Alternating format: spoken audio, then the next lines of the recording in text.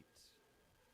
Good evening, everybody. Welcome to the Tuesday, November 12th, 2024 regular session of the Mason City Schools Board of Education. The board has been in a work session, and we are now ready to convene our regular meeting. So if you would join me in standing with the Pledge of Allegiance.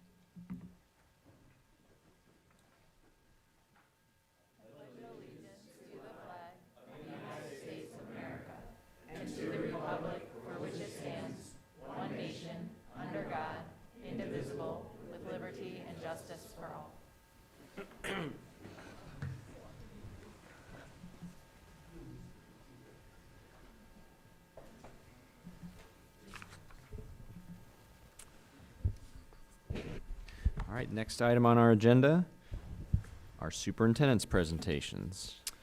All right, well, we have a great series of superintendent presentations tonight highlighting some wonderful things throughout the district. We're going to first start with what we do each and every month, and that is our wayfinding video. So Tracy Carson, our public information officer, and team put together a wayfinding moment that highlights something in our district to help our families to better get connected and find a sense of belonging. Tracy, who do we have tonight? So in tonight's special wayfinding video, you get to meet Isabel, a new Mason student from Panama who turned her dream of designing fashion into reality in her school's Mindful Makers elective. Guided by STEAM educator Jen Mann and supported by the Mason Intermediate School Dream Center's creative tools, Isabel crafted a positively amazing midnight Halloween fashion show for Mason's therapy dogs. Inspired by her first Mason friend, Lucy, the therapy dog, Isabel's design celebrated creativity, connection, and courage. This is comic culture, inclusive excellence, personalized learning, and the intentionally fiscally responsible investments our board has made in all of our rocks in action.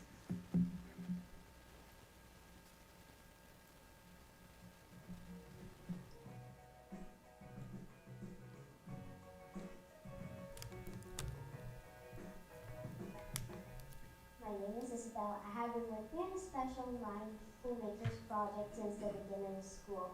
I decided to do a fashion show that I've had passion for fashion since I was 5 years old.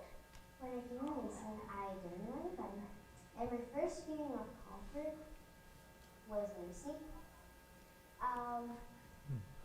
I loved how she treated me. I loved how kind and nice she was to me the first time I ever met her. I think she was my first friend here. I have always loved dogs but was uncomfortable around them and afraid to pet them. Lucy was so calm and friendly that it made me feel confident enough to pet her. So that is what inspired me to do this fashion show. What I really want for them is to walk into this space and just feel, I'm not doing all, it's a space for them to kind of explore, have, take healthy risks and find out things that they're interested in. So I talk a lot about passions, and that I think that a lot of them are developing that right now. And so Isabel, it was time to do our first project. She came up, kids are coming, showing me their drawings. She comes to me and goes, I want to do a dog fashion show. And I said, okay. Models for the show are the school's therapy dogs, Lucy, Tyler, and Shiner. Here comes my main inspiration, wearing a dress that represents how stubborn dreams can fall in at night. It has a cute floral pattern that reminds me of the nature of my country, Canada. The ruffles around the waist represent the transition from morning to evening, and the sparkles in dark purple made me think of the spooky sounds of Halloween.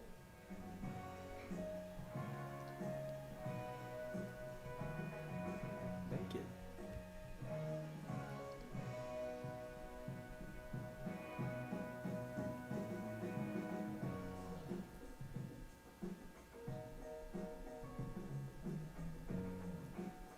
Formal wear.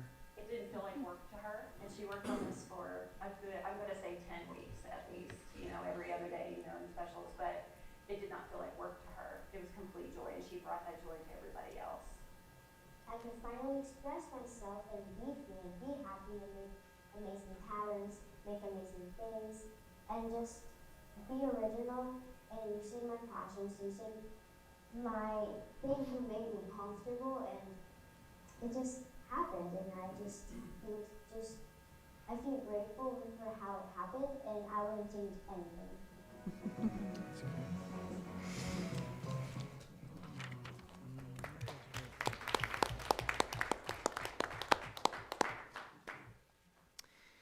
Well, what a wonderful wayfinding video. Thank you, Tracy, for capturing that moment. And it's such a delight to see a student brand new to our district come in and find a sense of belonging so quickly and make a new friend, and being scared of dogs before, but then all of a sudden putting on a fashion show for them. And I think, if I remember correctly, hearing the rest of that story, she has now reached out and is now connecting with, I think, the high school fashion club. She's the first Mason Intermediate School student to be accepted into the Mason High School Fashion Club. She did get some coaching from Miss Catini, who runs all of our fashion classes here at the high school, but she went on Schoology and figured it out. So there's a bright future for Isabel, for sure. Well, our next superintendent presentation, we are so grateful to have Anika Salati coming to us today, and I'm going to turn it over to Mr. McKee and tell us a little bit more about this wonderful student who I know we've seen already once, but we are thrilled. We did not think we would have the pleasure of seeing you again this year, so thank you to sing with us. Awesome. Well, thank you so much for giving us the space to honor Annika. She is a senior this year, and this is actually her second selection to the American Choral Directors Association National Honor Choir. It's a biannual event, so 2 years ago as a sophomore, the conference was here in Cincinnati. She was in the treble honor choir, for the National Honor Choir, and sang in music hall with hundreds of students from all over the country. And then this year, she submitted a recording to be at the Dallas conference in March, and so students have to submit recordings, audition recordings from all over the country, and we had a couple audition, and she was selected for the second time. She's very humble student. I absolutely love that about her. She's also a veteran of the top choir in the Cincinnati Youth Choir program in their bel canto, and obviously she is a member of our Honors Concert Choir and also in our a cappella group Siren. So we're just overjoyed for her, because to be selected twice for the National Honor Choir experience is really, really an outstanding one. That is great. Thank you so much. If I believe if you'd like, since Veterans Day was just yesterday, it'd be, I think, very fitting. Given the fact she did it for our district kickoff in August, she would lead us in the national anthem. So if you'd rise. Thank you.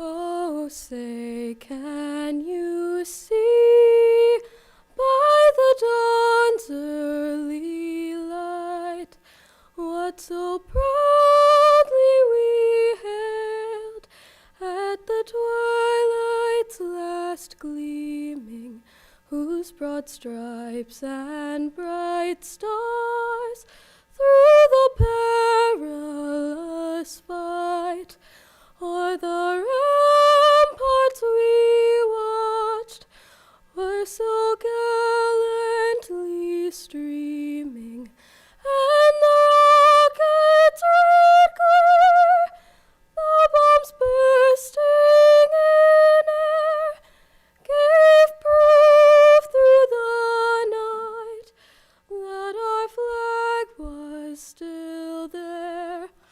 Oh, say does that star-spangled banner yet wave o'er the land of the free and the home of the brave?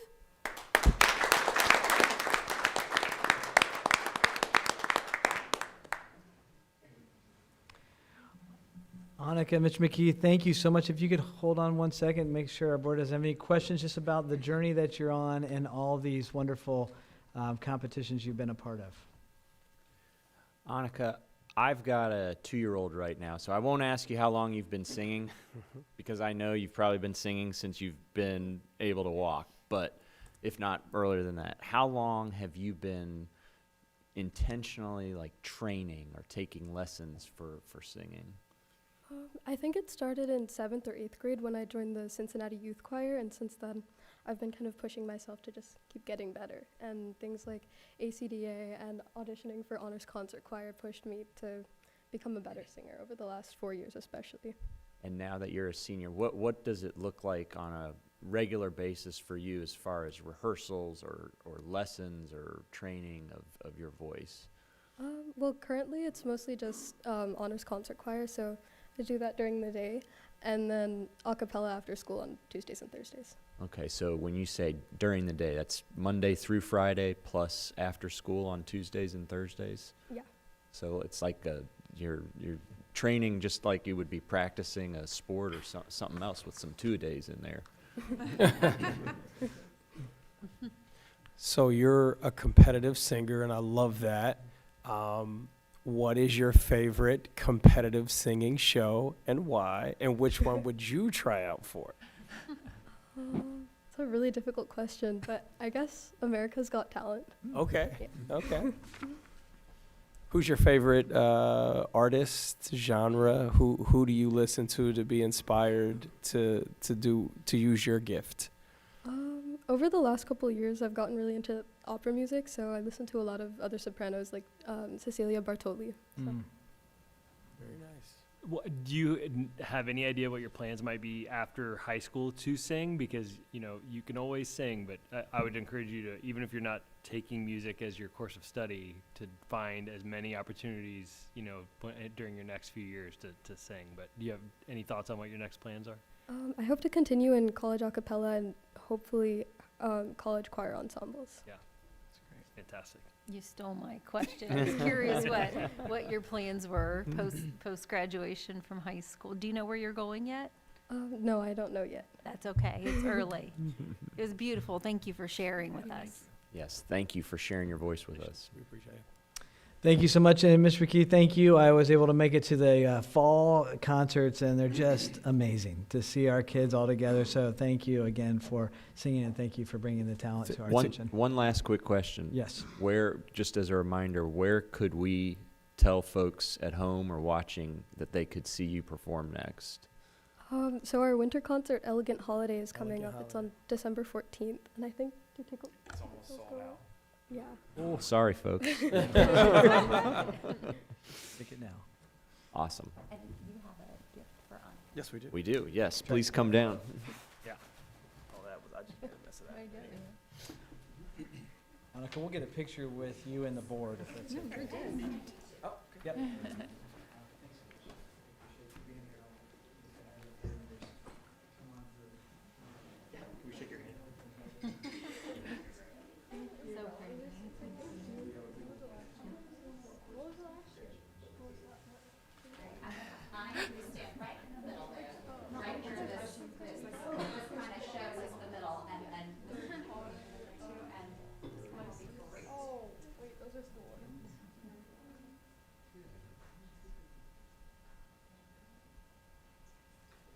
Annika was also September Student of the Month for the high school in Kiwanis, and she's probably the only Student of the Month I've ever had that she donated her money back with that wish that she received. She said, yeah, she donated. Yeah, she had her name on our pancake placement. So she's an amazing young woman. Very cool. Awesome. Congratulations, Annika.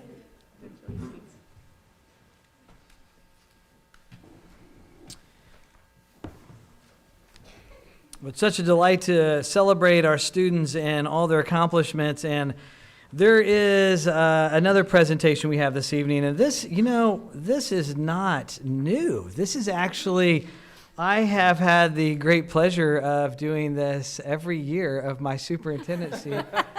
This is an 8-time consecutive state championship tennis team. And I saw Coach Reed sitting back there behind me. So I'm going to turn it over to Coach Reed, and he may have some others that he's turning over to, but let's please congratulate our state championship girls tennis team. Woo!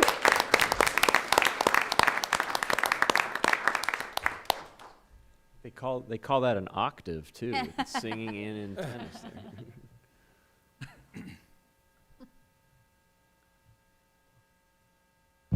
Okay, first of all, congratulations, Nika, on all your accomplishments. Well done. Much appreciated. And secondly, I have been here a few times. So I'm getting more casual every year. And I would like to thank Dr. Cooper and the board and everyone involved for recognizing these athletes. And I'd like to thank Coach Jones for all his help getting these girls where they are today. And Kevin Wise, I think, is this the first board meeting that Kevin hasn't been here? That I've been here? Kevin was always really good at thanking the parents for everything they do for the kids. And sometimes I forget that. So all the parents that are involved, thank you for everything you've done to give us these fine young women. Typically, this is the point where I would just sit down and let the kids talk about it, because that's what this is about, the kids. But this was really an amazing season, so I'm going to say a couple of words to really to help them out, because they're so humble that they might forget this. Last year we won a state championship, and our oldest kid on the court for this team state championship was a sophomore. And I thought we'd have a pretty good team this year. And the only thing that I thought might be able to derail us would be some injuries, and we had a bunch of them. But they all healed right before the state tournament. And when these kids played at the state tournament this year, everybody was firing on all cylinders. That's a automotive reference, girls. Sorry. She's tired of my references. Yeah. But anyway, it was really I've been coaching for a long time, and I think this was the most dominant team that I've ever seen in high school tennis. Wow. And we didn't have a senior on the court for the championship match, so I have some hope that we'll be pretty good again next year. And with that, I'd like to bring up a couple of senior co-captains to talk about the season and introduce the kids on the team. So can you come on up, Harshita, and where's your co-captain? There she is. Sonal, come on up and talk to me.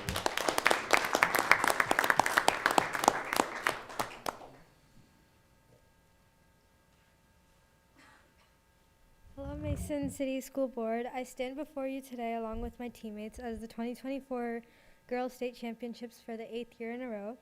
I'm Harshita Ganga. I'm a senior, and I'm the co-captain. Hi, I'm Sonal Marla, and I'm also a senior co-captain. We would like to tell you all a little bit about each of our teammates before getting into how we won our 8th consecutive state championship. So we have a really big team, as you can see, with 14 players in total. However, whether we are in the main lineup or on the bench gang, everyone on our team has an important part to play. So I would like to share with you all what it means to be on the bench gang. Everyone obviously wants to be on the team and play every match, but there's just too much talent and not enough spots.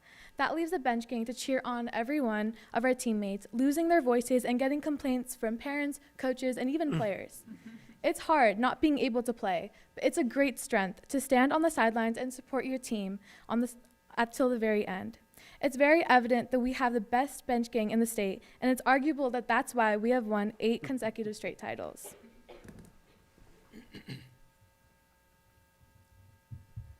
We would like to start off introducing with the freshmen. First is Aditi Srinivasan.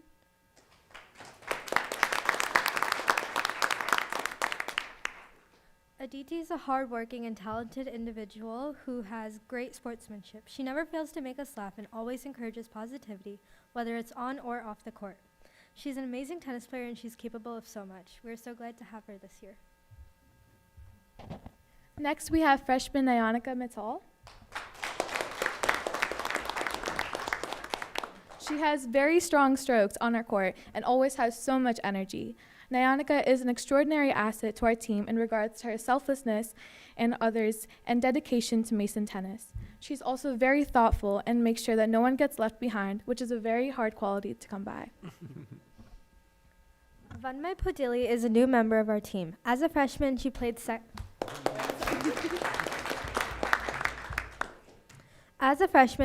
second singles at Coach's Classic and went almost undefeated.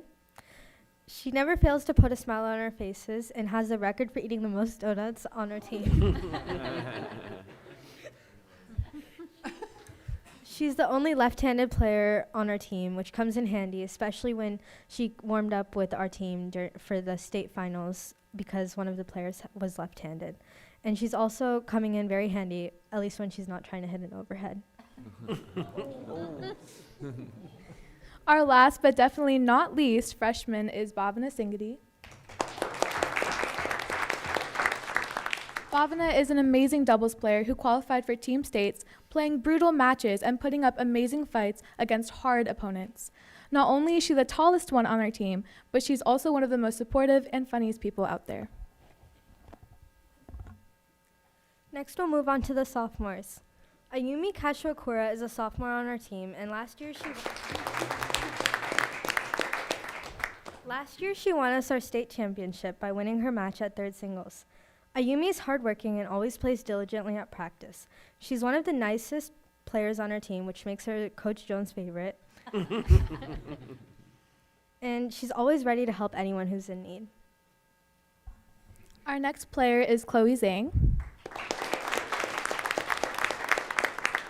Chloe is also a sophomore who has a big personality and never fails to amaze us with her strong academics and talent on court.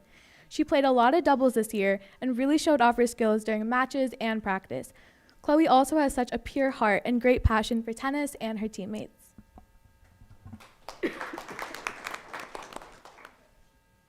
Next, we have Emma Wagner.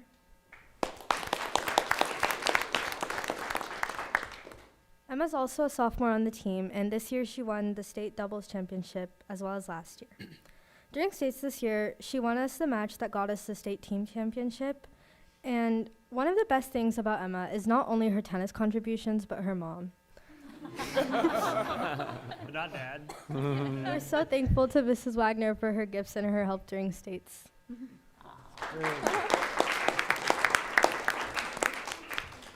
Our last sophomore is Sanvi Reddy. Sanvi is a role model for so many of our teammates in regards to her optimism and determination. Even through countless shoulder injuries, she pulled through a successful season, playing every position there is. She played first doubles at Team State, giving us the win we needed to achieve the championship. Sanvi is a strong tennis player, and you can really see her passion on the court.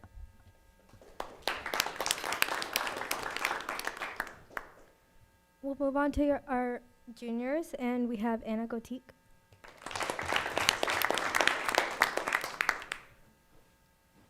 Anna has been a state qualifier in doubles as a sophomore and now in singles this year. Anna inspires the entire team, especially considering how many injuries that she's playing through and with her wrist this year. She's a great player and always encourages everyone around her.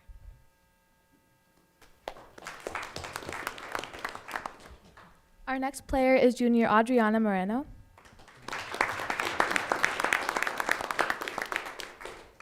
New to the district and our team, Adriana shows us her extraordinary talent on court every day. Although she is an amazing singles player, she really shines when she plays doubles, as she qualified for Team State this year, only losing in the quarters after a tough match that went up to the third set. We like to call her Marin 0-0 for her many 6-0, 6-0 wins throughout the season.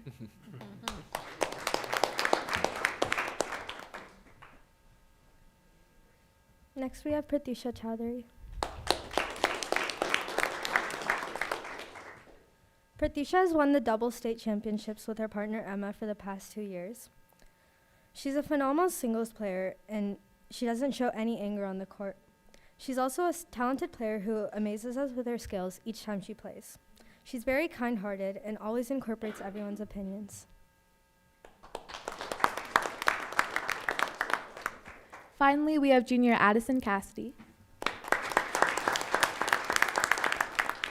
Addison is our #1 singles player and not only helped us win our team state championship, but also won individual state. She's always ready to work hard at practice and get better every day, setting a positive example for everyone on our team. Addison is also a very sweet person and such a wonderful person to be around.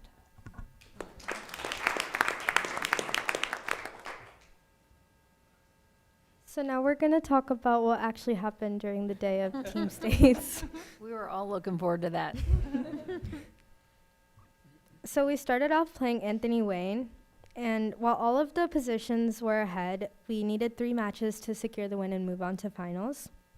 Both of our doubles teams, which were Adriana and Bhavana in first doubles and Anna and Sanvi in second doubles, won 6-1, 6-1, and 6-2, 6-0 respectively. Our third win came from Emma at third singles, who won 6-0, 6-1. In our second match of the day, we played a rematch of last year's final against Upper Arlington. Bench gang was huddled in blankets, cheering from the bleachers as Pratisha came off court first, beating her opponent 6-0, 6-0. Then Bhavana and Adriana beat their opponents at two doubles, 6-1, 6-1. As Emma and Sanvi were up in the match 6-0, 5-1, we were at the fences, ready to run in. Finally, after Emma's serve and Sanvi's winning volley, we raced into court, cheering and hugging as we beat Upper Arlington 3-0, and that won us our 8 times state championships.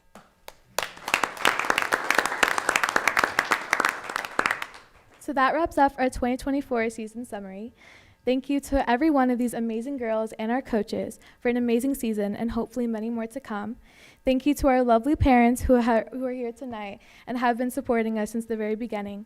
And finally, thank you to Mason for giving us the resources for our program and recognizing us tonight.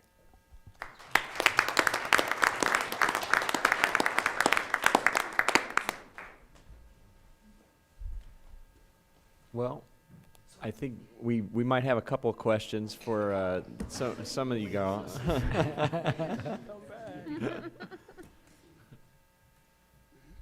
I did have a question. So is it districts that precedes the state tournament? Right, it goes sectional, districts, then states. Right, okay.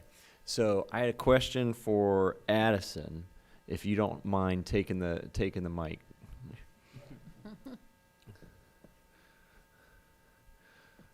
So you are our individual state champ this year, is that right? Yeah. And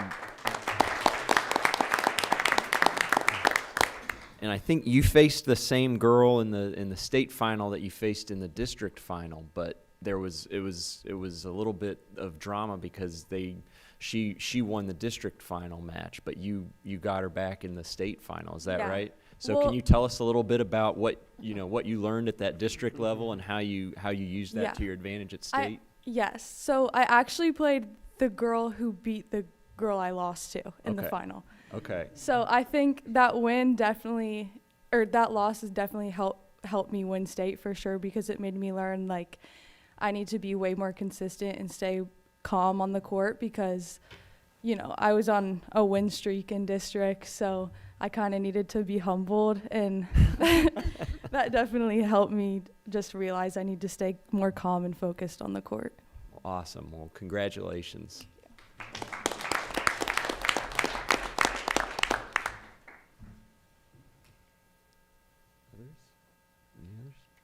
All right, we've got some gifts for you all. If you wouldn't mind coming down, We'd all come down here, shake hands with our board, and we'll get a picture with the team and the coaches. Thank you.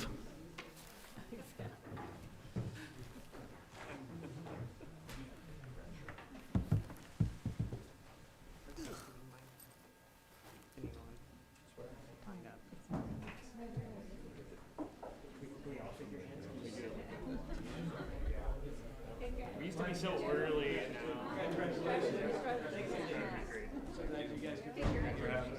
Oh, it's our pleasure.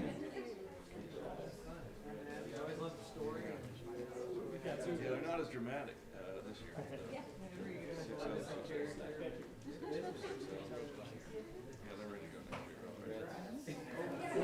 It's all right. All right.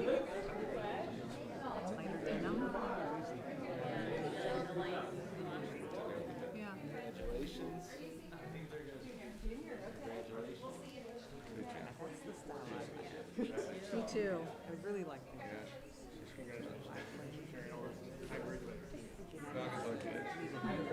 Good to see you again. Has their back. I'm guessing you girls have lined up for a picture before. You sort of know a few of the people in front who are probably not as tall. Come to the front, and then Get in the back. kind of shrug a little bit up, and then Oh, come on, Bob, now get back there here. we go. Yes, just like that. That was great. That works very nicely. Get in front of us. I'm kind of tall. Yes, that's great. That'll work great. No injuries here, girls. Oh, yeah. This looks terrific. Okay. 1, 2, 3. Oh, so good. One more. It's just like, just in case it becomes such a real. All right, way to go.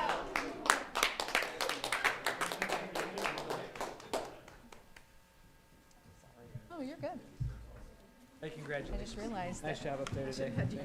Yeah, that's okay. I'd already made the move. It is freezing.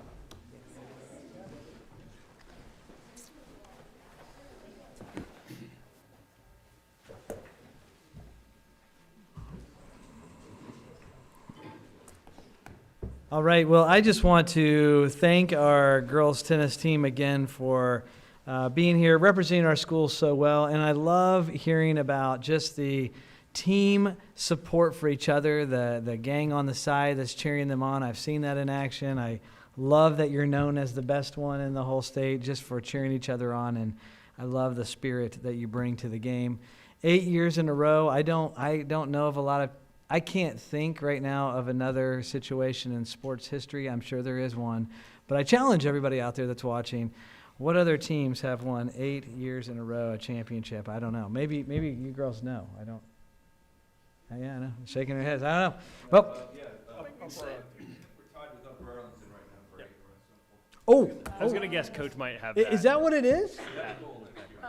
All right. So Golden Bears, is that what they are? Golden Bears? Watch out for those comets coming in from the sky. So we'll be watching for that next year, see how that goes again. Are we ready for next year already? Yes, we are. Like it. All right. Well, thank you again. And we're going on to our fourth presentation tonight. We have our 5-year forecast, which is great for us to look at. Can we deviate from our normal I thought routine? they might chant 5-year. We need the 5-year forecast. Yes, we'll pause right here, and I know you're busy, so we'll let you. If you would like to stay for the 5-year forecast, you can. Yes. But you can all It's the run off. championship of finance. Let's give them a hand as they go tonight. Thank you again. John, I tried. I appreciate it. I had you right there. Sean had a dance routine ready. Simmer down there, Sean. He had a Red Bull or something. Sean did just do raise the roof. Just for the record, let the record reflect. Yes. I know we joke, but the 5-year forecast is very exciting for us. It is. Sean, before you start, I want to make sure that the minutes for this meeting next time, I'm not going to approve them if they don't note that you did raise the roof. Make sure that's in there. First. Yeah, one thing I do know is that there's probably several million people who have tuned in for this specific part of the board meeting, so it's still okay. There's still a lot of viewers. Still a lot at home watching. Well, that is a tough act to follow. I mean, 8-time state champion, that's a tough one. I'm not sure how exactly you transition from that to forecast, but we'll try it. Legacy. There you go. Legacy. Like it. Legacy There you go. investment. There you go. It's good. So 5-year forecast. So a couple times a year, we officially approve and update our 5-year forecast. In addition to that, it's something we look at and use all throughout the year as a planning tool. But there are a couple times a year we approve it and submit to the state. One of those times is here in the fall. So October, November is a time frame that we go through. We'll do it again in the spring. And so we got a few different things that we're going to cover tonight. So first thing up on our screen is we have our Journey to 2030 roadmap. And one of the things that is important to note on our Journey to 2030 is that fiscal stewardship really is a key part of this whole picture. You know, all of the things that we do and plan for and prepare for and aim for on our Journey to 2030 really rest on this fiscal stewardship rock. So up on the top right, we have a few rocks up there. The ones that people are most commonly familiar with probably are culture, inclusive excellence, and personalized learning. However, fiscal stewardship is something that we call our foundational rock, just because, like I said, we do rest a lot of other things on that. And really that fiscal stewardship is woven all throughout the district. And one of the things specifically on our Journey to 2030 map, you can see it called out here as we have this next generation Mason quality staffing. And so as our staffing team continues to move closer to retirement, we're expecting some of those staff to become retirement eligible here in the next few years, coming up on 2030. And so part of our task will be to sustain and maintain Mason quality and bring in this next group of high quality Mason educators and keep the ball rolling. And so that'll be an important focus here for the next couple of years. Another key concept when we talk about fiscal stewardship is return on investment. So our any school district, being a public school district, belongs to their community. And so we are fortunate to be in the Mason community, and the Mason community, quote unquote, owns the school district. And so one of our goals here is to provide a great return on investment for our constituents, for our taxpayers. And one of the ways that we measure that and try to really aim for it is by providing a high quality, Mason quality experience at a cost that's either at or below the state average. And so that's something that's always front and center for us, and a goal that we aim for every year. So a couple of the topics that we're going to go through tonight, we're going to try to answer a few questions and go through a few highlights. We have up here on the screen some of the ones that we'll talk about. Where have we been over the last few years? Where are we at now? Where are we going in the next few years? Look at some specific highlights of our forecast that we're approving, and then just kind of an overall summary. So in terms of where we've been, if you look at financial and levy-wise over the last 20 years, there was an operating levy that was passed in 2005, so early 2000s. For anybody who's been in the community for a while knows that that was really a high growth time for our district. A lot of new students, a lot of new staff coming on. There was an operating levy passed in 2005.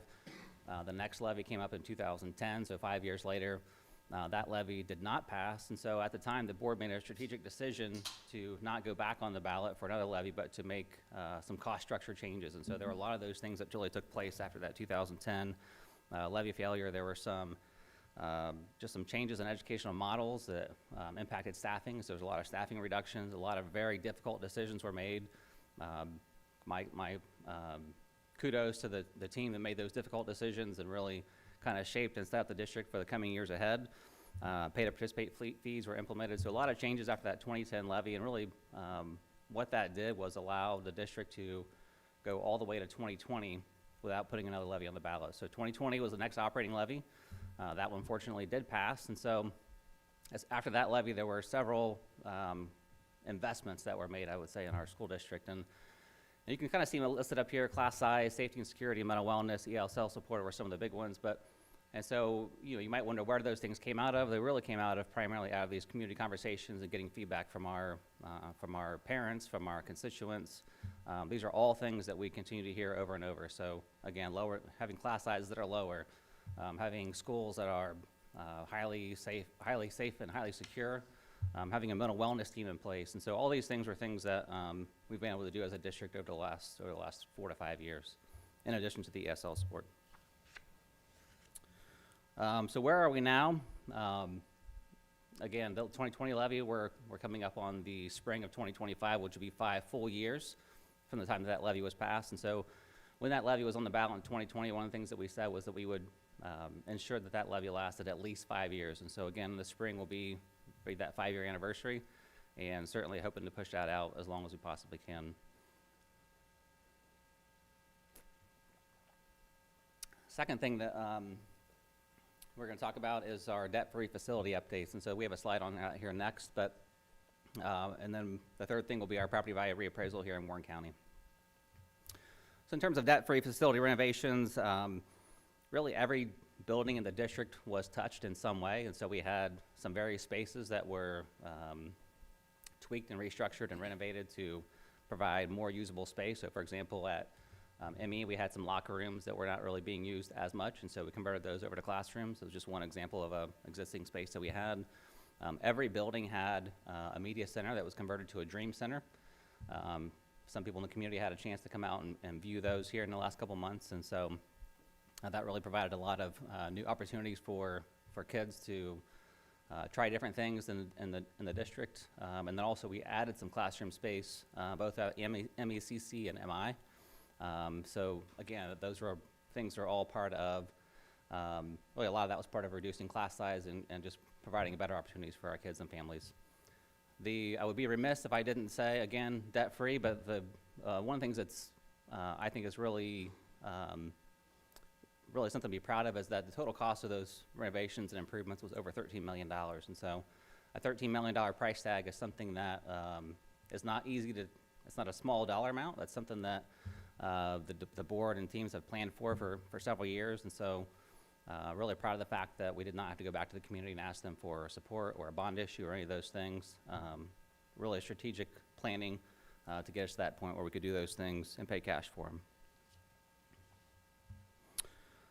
Next topic, the 2024 reappraisal. So this is something that we have been talking about each month here over the last few months, but it's a very important topic for our community and something that we'll try to revisit here again and try to catch as many people as we can to kind of let them know what's going on. So in Ohio, every county goes through a full reappraisal process every 6 years according to Ohio law. And for Warren County, 2024 is that year. And so our county auditor, Matt Nolan, has the task this year of going through a full process of updating those property values. And so, as we all know, we've watched the real estate market over the last couple of years and know that values have really increased significantly. And so the natural next step for that is that county auditors all across the state have this responsibility to bring up the tax values to be a little bit closer to market value. And so we'll talk more about how that impacts our community. But in short, you can see up there for our district, the average homeowner will see not a 28% increase in value, which was the average increase in our school district, but closer to a 7 to 10% increase. And again, we'll talk more about that. In other parts of the county, they're experiencing more of a 13 to 15% increase, and I'll tell you why the difference. So House Bill 920 is something that if you've been around school districts, you probably heard over the last few years. It's a bill that the state legislature passed in the late 70s. And basically the idea behind House Bill 920 was that as property values increase, the tax millage rate actually decreases. And so for any levy that was voted on, the idea is that no matter what your home value is, so if your house was worth $100,000 and it's going up 28% in value, the idea is that you're going to pay the same amount on that voted levy, whether it was $100,000 in value or $128,000 in value. And so that's something that has a lot of implications for Ohio school districts. One of the things I will say is that there are some caps or some limits on that. As millage rates drop, they can only drop so far. So there's a floor on those millage rates, and we call that the 20 mil floor. The reason that's important is that about 2/3 of Ohio school districts are actually on the 20 mil floor, and so that makes a big difference in what those taxpayers are going to see in their communities. Again, I'll talk more about that here for us in a minute. So what does this actually mean for our community? This graph up here shows our effective millage rates over the last 10 years. And so on the right-hand side there, you can see we are currently, taxes are collected in a year in arrears. And so for tax year 2023, which are tax bills that are out in 2024, you can see the effective millage rate there, about 37 mils.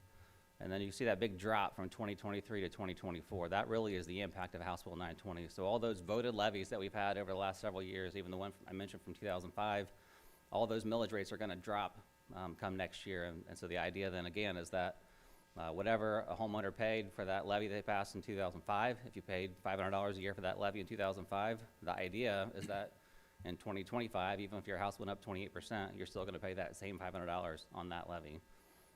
You can see there's a line across the bottom of a black shade. The difference there is that those millage rates are something called inside millage or non-voted millage. Those rates are established by law. And so for us, that's about 5 mils. So about 87% of our effective millage is voted, and so it can drop.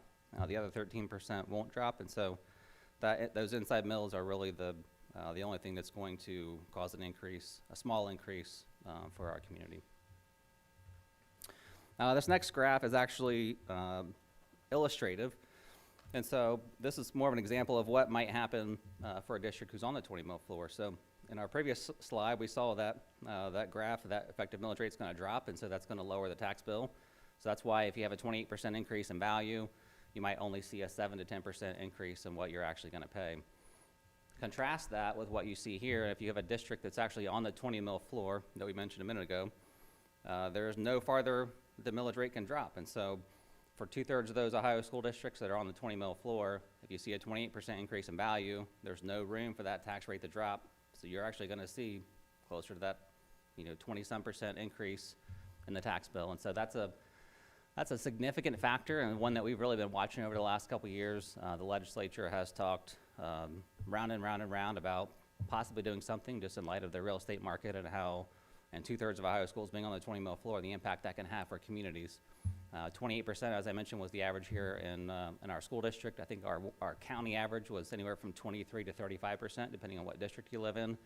But those are even small numbers compared to some counties we heard in other parts of the state seeing 50 to 60% increases. And so if you've got a 60% increase in your home value and you're on the 20 mil floor, that's a major, major impact for homeowners and communities.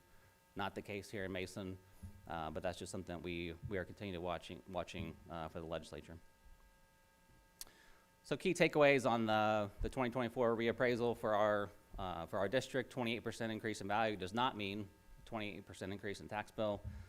Again, House Bill 920 kind of sets it up so that if the values increase, the tax rates are going to decrease, and so the hope is that, or the design is that you're not going to pay any more on voter levies that you next year than what you paid last year. The net increase we're anticipating for us specifically is about 3 to 5%. So for every $100,000 of home value, that's about $4 per month of an increase in your tax bill for Mason City school taxes. A total tax bill closer to 7 to 10%. So that same $100,000 of home value, about $11 a month increase. Schools make up a big part of the tax bill, but again, the difference between those two is the other entities around the county that you might be paying as part of your tax bill. So county, senior services, library, township, city, all those kinds of things. So that's kind of the total picture there. So where are we going into the future? One of the things that's always important to know and be aware of as you're forecasting and projecting is, what are your significant factors, and what factors are potentially changing? So what variables are you looking at? And so that really can happen on the expense side or the revenue side. And so we'll take a look at a couple of those here next. So one of those big factors that we're working through right now is those ELL services, the English language learners. Our population has really increased substantially here over the last 7 years. Got a graph here next that we'll look at, but that's a significant factor. Next is our collective bargaining agreements with our two unions, our teacher union and our support staff union. We just finished negotiating a 3-year contract with them, so we know what those base increases are going to be over the next 3 years. So that's a significant factor. Next is utility pricing, and so utilities are electric and natural gas we're anticipating some increases there. We do have some contracts locked in for now, but we're expecting those to go up over the next couple of years. And then the last piece is just the state funding. So this next graph kind of shows our ELL, or our English language learner population, over the last 7 years. So you can see in fiscal year 17, about 600 students there. In the school year that we just finished here last year, up above 1,200. So you can see it's more than doubled over the last 7 years. And so again, our goal is always provide a Mason quality experience for all of our learners. And so this requires additional support. And so we did bring on some additional staff members this year, some aides and some certified staff to help support that group of students. But that is a factor that has been changing a lot over the last few years, and something we'll continue to monitor in the coming years ahead. Salaries and wages. So being a service business, like school districts are, we don't have a lot of inventory costs. Our number one cost driver really is our people. And so we're providing a service to students and families. So about 60% of our budget is spent on salaries and wages. So as I mentioned a minute ago, we have new 3-year contracts with our teacher and support staff union that go into effect for fiscal year 25 and go through fiscal year 27. So you can kind of see what we're projecting there in terms of increases for our base salary increases. We've got 3% for this year, 3% for next year, 2.75% for the 3rd year out. And then in addition to that, we do also have step increases for longevity. So we have all those things built into the forecast that try to help us to continue to attract and retain high quality educators and support staff for our kids and families. So projected utility costs. So there's a couple different shades here on the graph. The green is our electric cost. The black is our natural gas cost, and you can kind of see where those have been at over the last few years. And we're anticipating some increases here over the next couple of years. So we're thinking what we're hearing right now is about 15 to 20% increase over the next couple of years in total. Like I said, we do have some contracts that lock in those rates for a period of time, but as those contracts come due, we go back out to the market to get current rates, and so that's where we're anticipating those increases coming into play. Now that in terms of dollars, probably additional $300,000 to $400,000 per year to provide the same amount of electricity and natural gas that we're using now. So that is a significant cost factor. State funding, I mentioned we are anticipating flat funding here. This is an interesting graph. So this one actually goes all the way back to fiscal year 2015. This data, any of the historical data comes from the CUP report.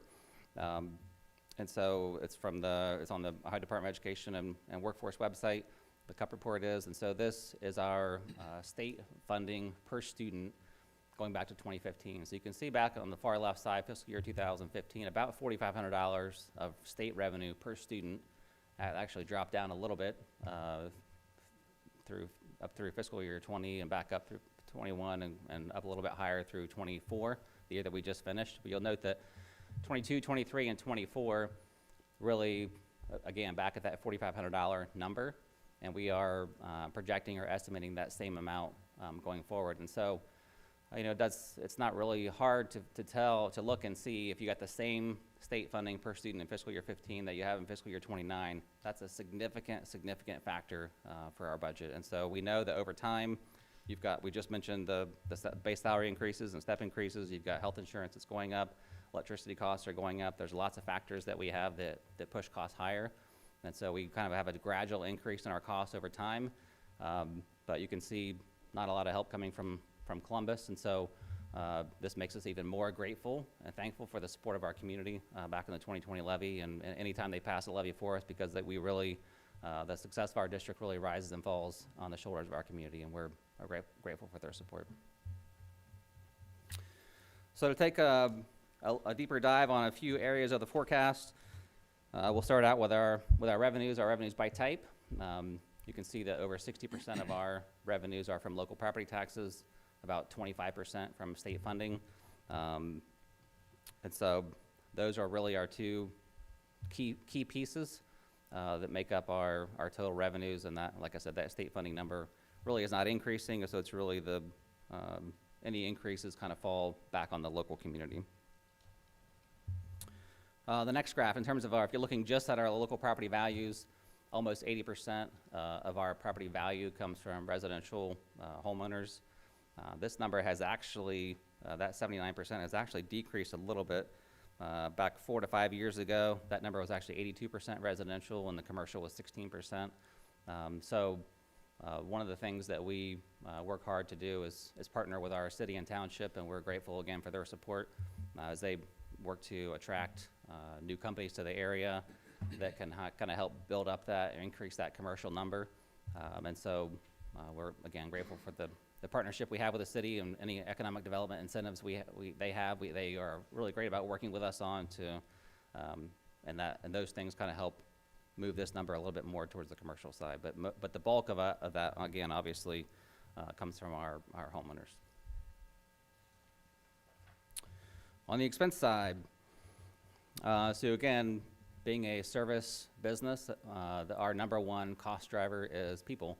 And so salaries, I mentioned about 60%, retirement and health insurance costs about 23%. So again, the vast majority of our costs really come from that area.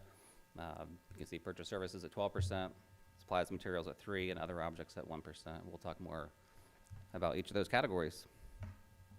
So in terms of personnel, we do have over 1,100 regular staff members, not counting subs and other temporary staff. So that's quite a team that we have to support our families. As I mentioned, we do have the new negotiated agreements that went into effect this summer and go through June of 2027. And so those are the number of staff, and the type of wage increases we have are the main cost drivers in terms of that personnel area of the budget. Purchase services, what things that encompasses are like a lot of educational type support services, the safety and security. A lot of our custodial staff are contracted, and so they fall in that category. And then our utility costs are another significant factor in there. Supplies and materials, about 3% of our general fund budget. Again, classroom supplies, bus fuel, maintenance supplies, those kinds of things fall in that category. We have 0% of our budget, our general fund budget, spent on capital. The reason for that is we do have a separate permanent improvement or capital improvement fund That really goes back to kind of what I was talking about a minute ago with our partnerships with the city and the township. As they put in these economic development incentives, sometimes those things will generate payment in lieu of taxes that our companies pay to the school district, and those incentives really are what help fund our capital fund. The last item is the other items, 1%. That's our property tax collection fees from the county, audit fees, bank fees, that kind of thing. So overall outlook, take one more minute here and talk about House Bill 920. And so the next couple of slides are, again, just illustrative to kind of show the concept of what we talk about in Ohio public education and the quote-unquote typical school levy cycle. And again, this is kind of a simplified version, but the black line on the graph represents just kind of your steady increases in expenses. So over time, you're going to have a gradual increase every year in your expenses. The green line represents our revenues. And so again, because of House Bill 920 and the drops in millage rates, so as values go up, the revenue line is more steady. And so really the main time that you're going to see increases on our revenue line is when a new levy is passed. You kind of see this stair-step effect on our revenues and more of a gradual increase on our expenses. And so if we go to the next slide, you can see those periods of time where the red is circled are basically periods of time where expenses are higher than revenues, and you're kind of eating into your savings account, you're eating into your cash reserves. And so there's only a certain amount of time that you can do that. Anybody would know from your home budget that you can only eat into savings for so long until something's got to change. And so the flip side is that the blue circle up there is where, after you've passed a levy, you have new cash revenues coming in. And so you've got a period of time there where revenues are outpacing expenses. And so in those seasons, you're building up that cash reserve. And so it's kind of this cycle that you go through over a period of time. And pretty much all Ohio public school districts face a cycle similar to this right here. And so if we go to the next graph, this is what our specific situation looks like. And so the black lines on the graph are our annual revenues. And so you can see, going back to 2020, you can kind of see those increases in revenue. And that's from the 2020 phase-in levy. So again, ours was a little bit more gradual because the first phase of that was a 4.75 mils or 4.71 mils, and the second phase was 5.25. And so those increases kind of brought us up to where you see us there in 2024. That levy is fully phased in now, so we're not anticipating any new revenues from that, and really kind of stable revenues over the next few years on the revenue side. On the expense side, you can see the gray bar kind of more gradually increasing over time. The green line represents our cash reserves. So you can see once the levy was passed, we're kind of building up that cash reserve balance. And we're kind of projecting or forecasting over the next year to two, we're going to hit that phase or that period where our expenses are going to start outpacing our revenues. And so then we're going to start eating into those cash reserves. And so you can kind of see from our forecast projecting that over the next 5 years, those will really heavily be eating into those cash reserves. So again, something that we're watching and monitoring on a regular basis with our finance committee, with our board, with our team. But this is kind of this is a graph view of what you'll see in the forecast that we're approving tonight. So kind of wrapping up here in the last couple of slides, again, one of our main goals is to provide a great return on investment for our community. And one of the ways that we, again, try to do that is to have a high-quality Mason educational experience for our students and families at a cost that's at or below state average. You can see in 2020 our niche rankings, which is one of the benchmarks or measures that we use. We were number 5 in the state of Ohio. Currently, the ratings that just came out are actually ranked number 2 in the state of Ohio. 68 in the nation. So just one indicator that we use to measure the feedback from community and constituents to know that are we meeting that goal of providing a high quality experience, and hopefully this says that we are. So again, just wrapping up with our Journey to 2030 map and fiscal stewardship as the foundational rock that's really supporting all of those things. Again, the spring will be 5 years since our last levy passage. We are meeting our goal there, and we're going to try to push that as long as we possibly can. I can't sit here right now and pinpoint and say it'll be exactly this date that will be on the ballot, but again, that's something that we watch on a very regular basis. I think those were the things I just mentioned, so happy to take any questions. I'm disappointed the tennis team wasn't here to ask all of their important financial questions, but I'm sure they will email or call if they think of something, so. They wouldn't recognize that number that's got a hump in it. They don't come in second. That's right. That's right, only first place. Sean, I appreciate your thoroughness and distilling complex financial school funding topics down into a digestible presentation every year. It's very, very helpful and very informative. I think, the slide where you discussed House Bill 920, a question I get a lot of times when I'm out talking to people is, obviously my property tax bill is going to go up following this, reappraisal.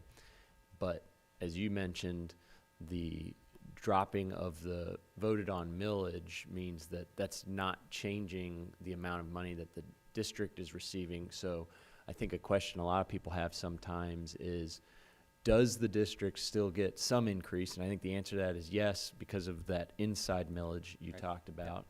But then where does the rest of that go? Because the little bit that the district gets in terms of increased revenue from our property taxes doesn't reflect the total increase that we as property owners are paying and feeling. Yep, that was a great question. I appreciate you asking. So there's a couple pieces to this, and it does get complicated, but there's a couple different factors. So one, the inside millage that we looked at in our graphs is about 13% of our total millage, so it's about 5 mills. In addition to our inside millage, there are other entities in the county. City has some, township, county. Those entities also have inside millage, so they have about 7 inside mills combined there. In addition to that, we also have our joint vocational school, which in our area is Great Oaks. So they have another 2 mills. It's not considered inside millage, but it basically serves as inside millage because they can't drop any lower than 2 mills. That's their floor. So they're already at the floor, and so that basically has 2 more mills that are going to rise. So now you've got 9 mills of other voted millage or other mills out there that are going to increase. That's one big factor on how that works. The second factor is the millage rates that are dropping are really designed to drop for exactly in line with the average. And so if the average is 28% and your house went up by 35%, then you are going to see an increase because the millage rate was designed to offset an increase at 28%. So again, if your house went up by 35 or 40%, you're going to have an increase from that in addition to the inside millage that we talked about. On the flip side, if your house went up by 20%, then you might actually see a little bit lower increase than what we talked about. So, and probably it's hard to have a house hit exactly at 28%. So you might have some people at, 30 or some people at 26. And so, that's why you have these slight variances from house to house or neighborhood to neighborhood. But it's really those two things. It's how your house value changed compared to the average in the school district and the other inside mills that are being collected. Good question, thanks. So I, again, echo Charles's sentiments on a wonderful presentation that's easily digestible. I think about our former colleague Kevin Wise saying, hey, we are the only government entity that has to ask you to increase to get revenues. So you noted that there was an over 100% increase in our ELL population. Does the state, so for other gifted services, the state supplies us some money for any type of students that need additional reading help, the state will support. Do we receive any state dollars for those students that need English language learning services? Another great question. I appreciate asking it. So, no, we don't. So one of the things that's interesting about state funding, we looked at the graph where we're showing basically flat state funding per student over the years. One of the things that you'll occasionally hear is that there is money in the budget for mental wellness. Like this was a thing in the last 3 or 4 years. There's money in the budget for mental wellness, or there's money in the budget for these other things. Sometimes the interesting thing is that they might say, if you're going to get $3,000 per student, last year, next year they're going to say, well, we're going to give you $400 per student for mental wellness, but now we're going to give you $2,600 per student for everything else. And so sometimes it's not so much a we're gonna add on what we gave you. It's more like, we're gonna just slice out what we already gave you and call it something. But the net result really is still, still flat funding, so.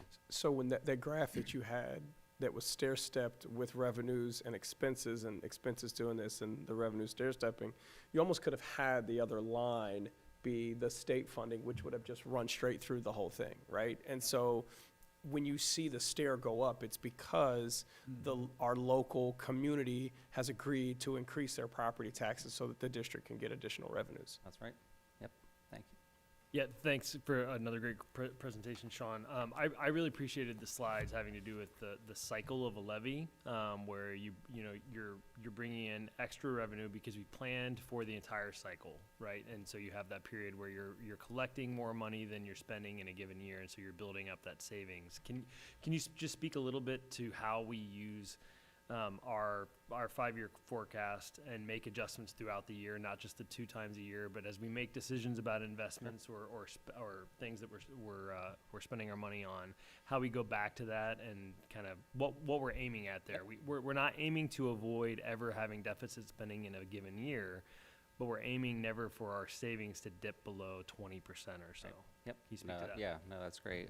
I think that one of the things that is key is knowing that cycle, because one of the things that I would say that when I say we, I say the board and the team and past boards from 10 years ago and 20 years ago, I think one of the things that the district has done well for a long time is really that long-range financial planning. And so it's not looking at, say, hey, a levy passed, like, let's go spend a bunch of money, like, or, when the COVID or ESSER dollars came in a few years ago, those things are all passed now, but there were many districts across the state. I don't want to call anybody out, but there were many districts across the state that said, hey, we have COVID or ESSER money. Let's go implement a new program.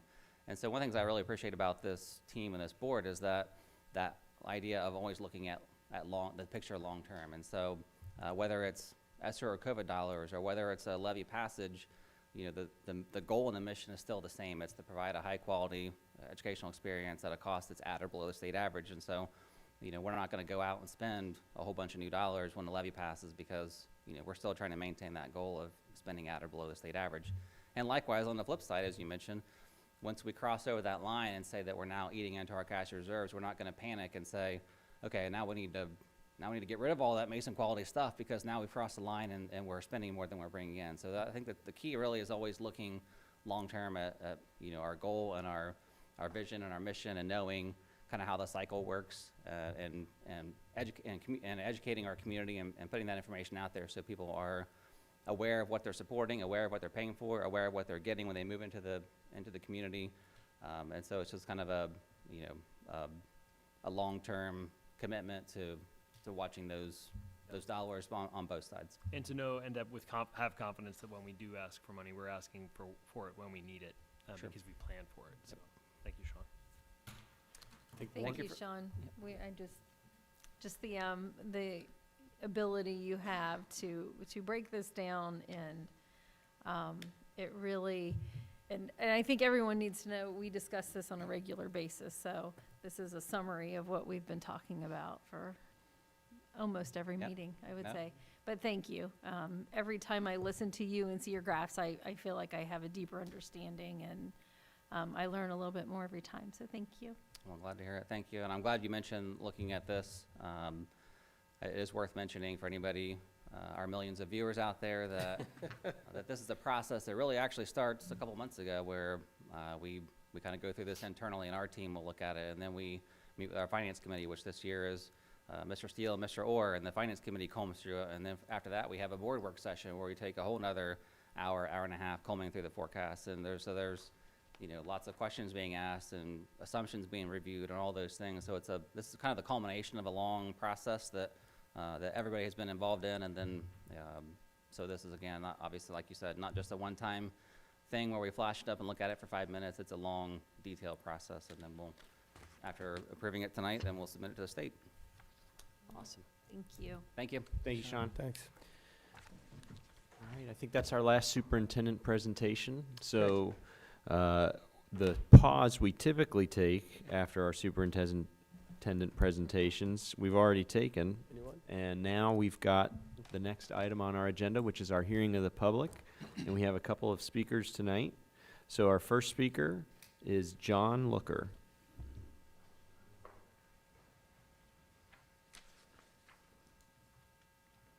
Thank you for allowing me to speak tonight. I really appreciate it. I wanted to talk about some of the American Legion scholarship programs that we have. The first one I want to talk about is the oratorical contest. And the oratorical contest is from freshmen to seniors can apply. They have to do an 8 to 10 minute speech on the Constitution and your rights and responsibilities as a citizen to the Constitution. Then we have 4 amendments. We pull one out of a hat, and they have to give a 3 to 5 minute speech on that. The opportunities for these students is amazing.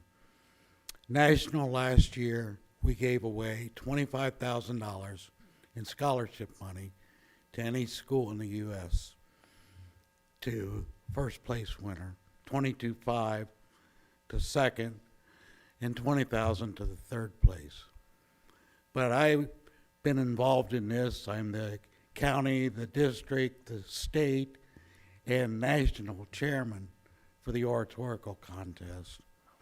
And when I first started 17 years ago doing this, there was a young lady that I escorted at nationals. She was from Atlanta, and she won each contest for her state from the time she was a freshman till the time she was a senior. And she earned over $43,000 in scholarship money by participating in, the county, the district, the state, and national contests. So it's a great opportunity for the students. Like I said, I'm the chairman for this district. Our webpage is ohiolegion.com.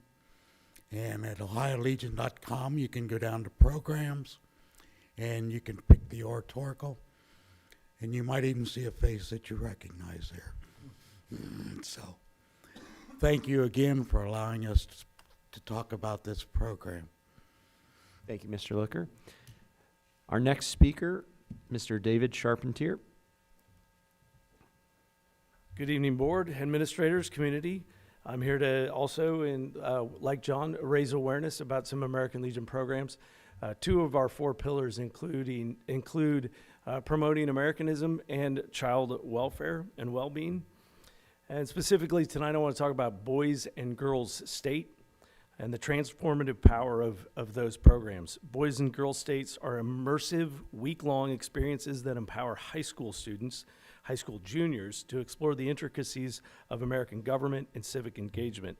These programs, sponsored by the Legion and our auxiliary respectively, offer young people a unique opportunity to become active citizens, develop their leadership skills, and forge lasting friendships.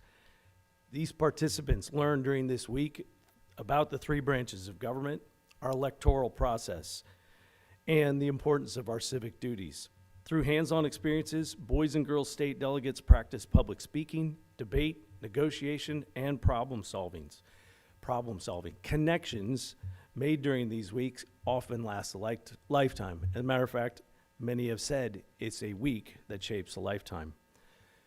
These programs have proud legacies, including success, including former presidents like Bill Clinton, governors like Ann Richards of Texas, Senator Mary Landrieu of Louisiana, business CEOs like Tim Cook from Apple, high-ranking military officers, including the first female wing commander at the Air Force Academy, and of course our favorite celebrities like Tom Brokaw, Jane Pauley, Bruce Springsteen, Garth Brooks, and even prominent astronauts like our own Neil Armstrong from Ohio.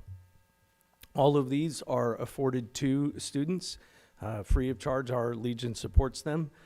It's 1 week at the Miami University of Ohio for the boys and at Bowling Green State University for the girls.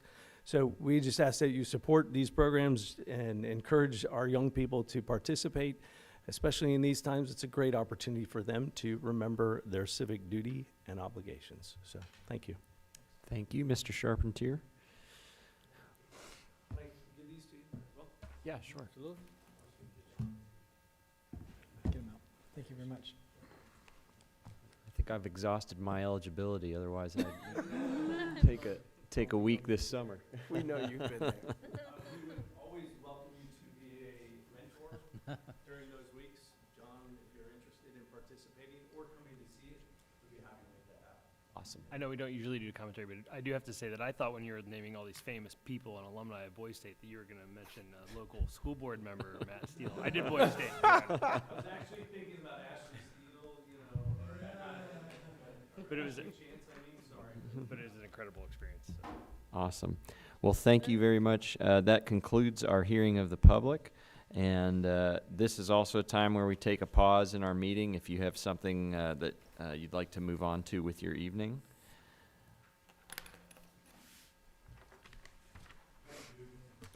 Thank you. Thank you.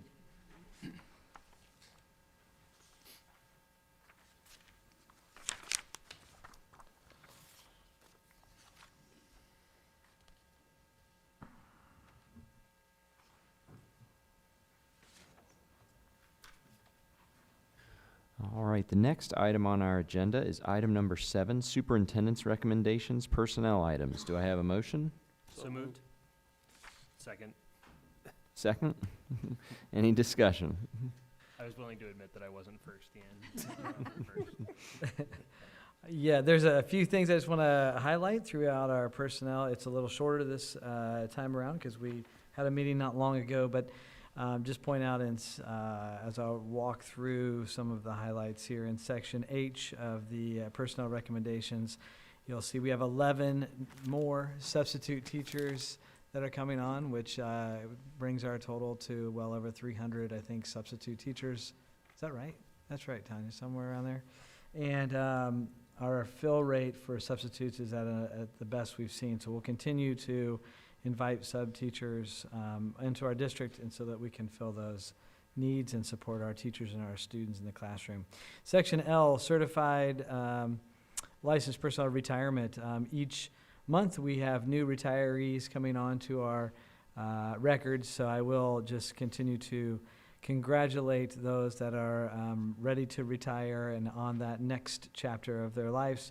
So we have 3 here in this section with Ronnie Carpenter, Sally Clark, and Randy Hubbard. So thank you for your service and continuing this year as you finish out strong. And we're just so grateful for all that you've done in impacting our students. Section P, we have lots of opportunities here that for our kids. So when you see this long list in Section P, the certified license supplemental appointments, it's not just basketball, bowling, but it's lots of things. You have speech on here, swimming, track, we have visual arts, wrestling, history day coordinators, intramural director, which I'm so happy to see intramural starting to pop up on here. You have all kinds of different opportunities for our kids. We talk a lot about our kids find their sense of belonging in the clubs and the sports oftentimes after school hours. So thank you to all of our coaches and advisors for signing up for this, and we just so appreciate being able to offer these great opportunities to our kids. Section R, you'll see that list continue with our classified personnel. So again, thank you to everyone that continue to give great opportunities to our students. Section W, we have lots of winter sports. I just want to thank Jeff Ray. We just finished our football season, and if you've been out there with the big scoreboard that's live action feed, that's Jeff Ray and his crew. He comes in and does all the graphics, but also does the live feed, so you can see instant replay and all kinds of, I mean, that's for high school, it's not bad to have all of that right there live. So we thank you for those highlights and having the all the work that goes behind the scenes to make that work. Section AD, we have water polo, another thriving club and sport that you can play here at Mason City Schools. And then in AF, you have volleyball line judges. So thank you for those folks that are signing up to be volleyball line judges. I know that is not easy. And so we have that as a formal position now. And we thank folks for signing up for that. And then AG, I'll just point out one thing in section AG. Tracy Zimmerow is one of our just dynamic Dream Center coordinators or support players there. She's in our Dream Center here at the high school.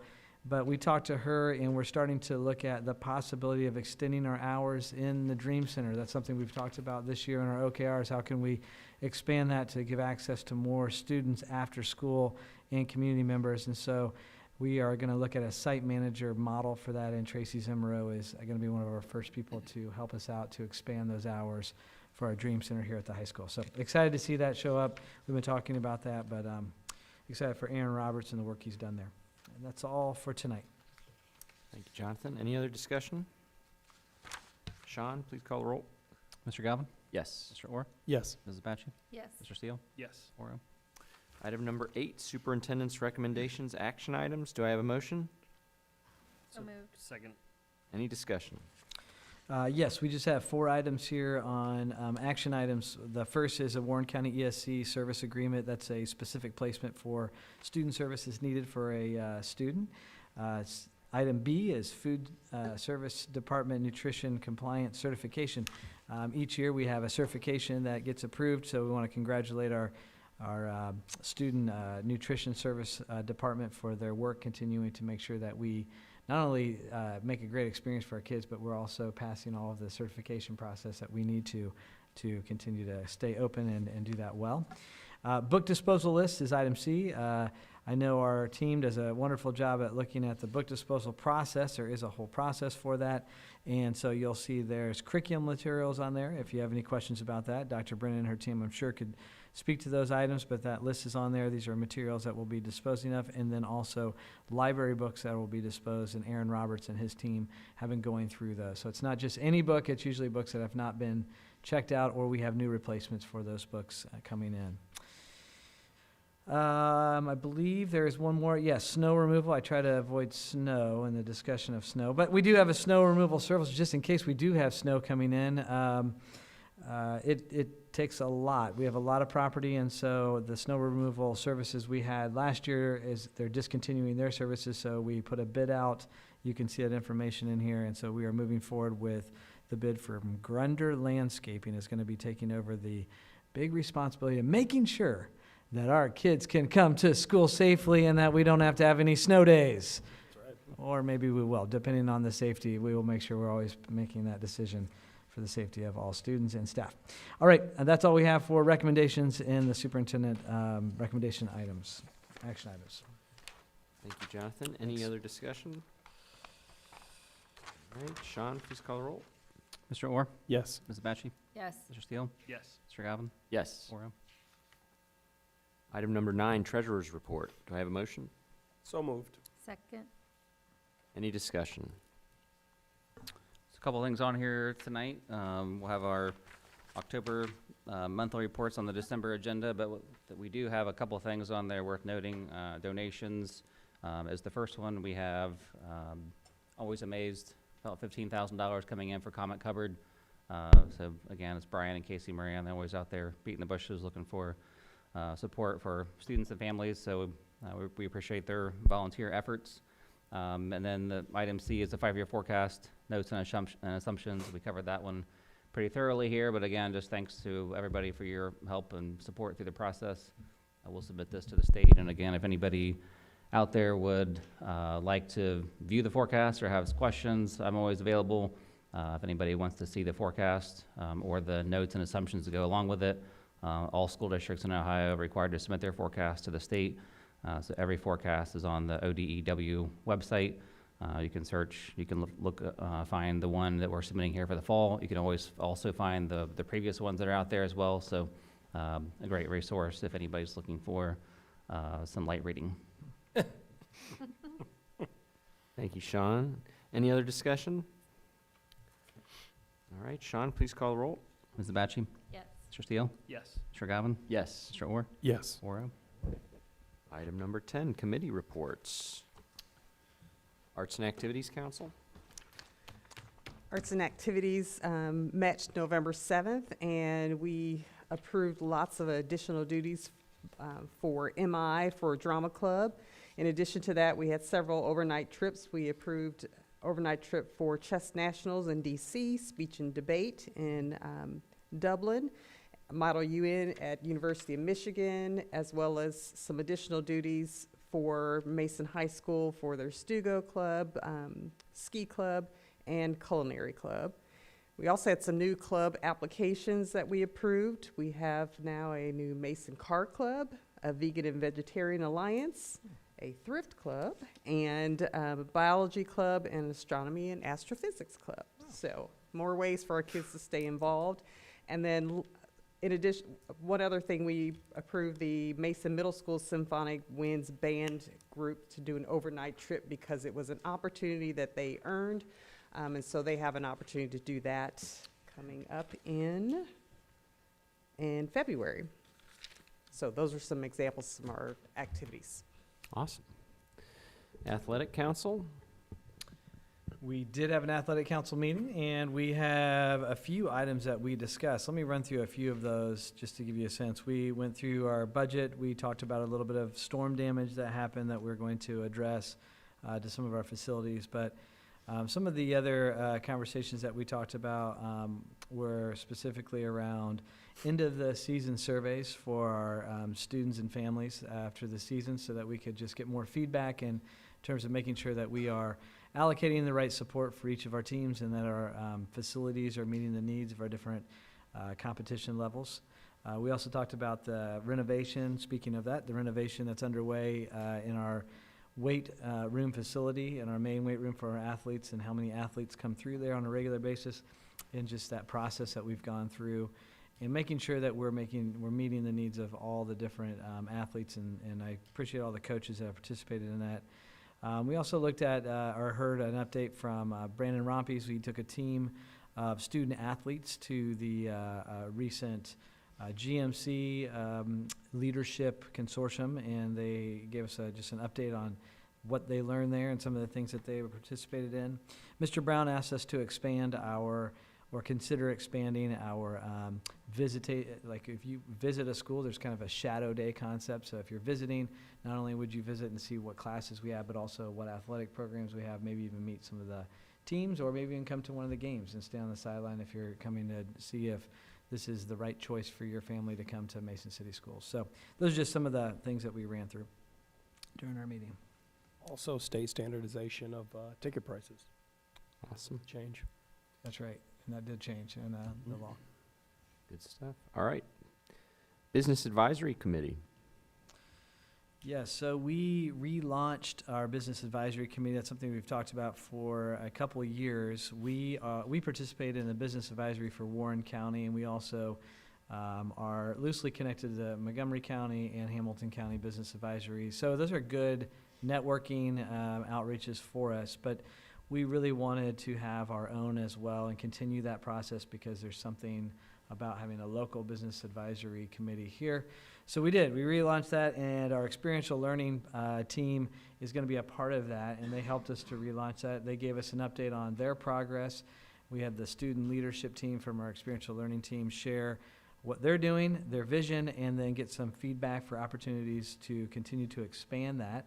And they invited people to join their LinkedIn and other things, so that was great. That was a great start for them. We also did an update on the property value reappraisal. Mr. Bevan shared with them a little bit of what you've heard here at our meetings, but just to let them know what that is, and so when they hear that in the news or read an article, they understand that process. And then we talked about Mason Quality Investment and looking at our the impact of the Dream Center and some of the spaces that we have, and then we offered tours to our folks so they could see a tour and talk about the opportunities that are here now, today, and then how do we continue to get better tomorrow. And so they gave us some ideas on how to do that in the future.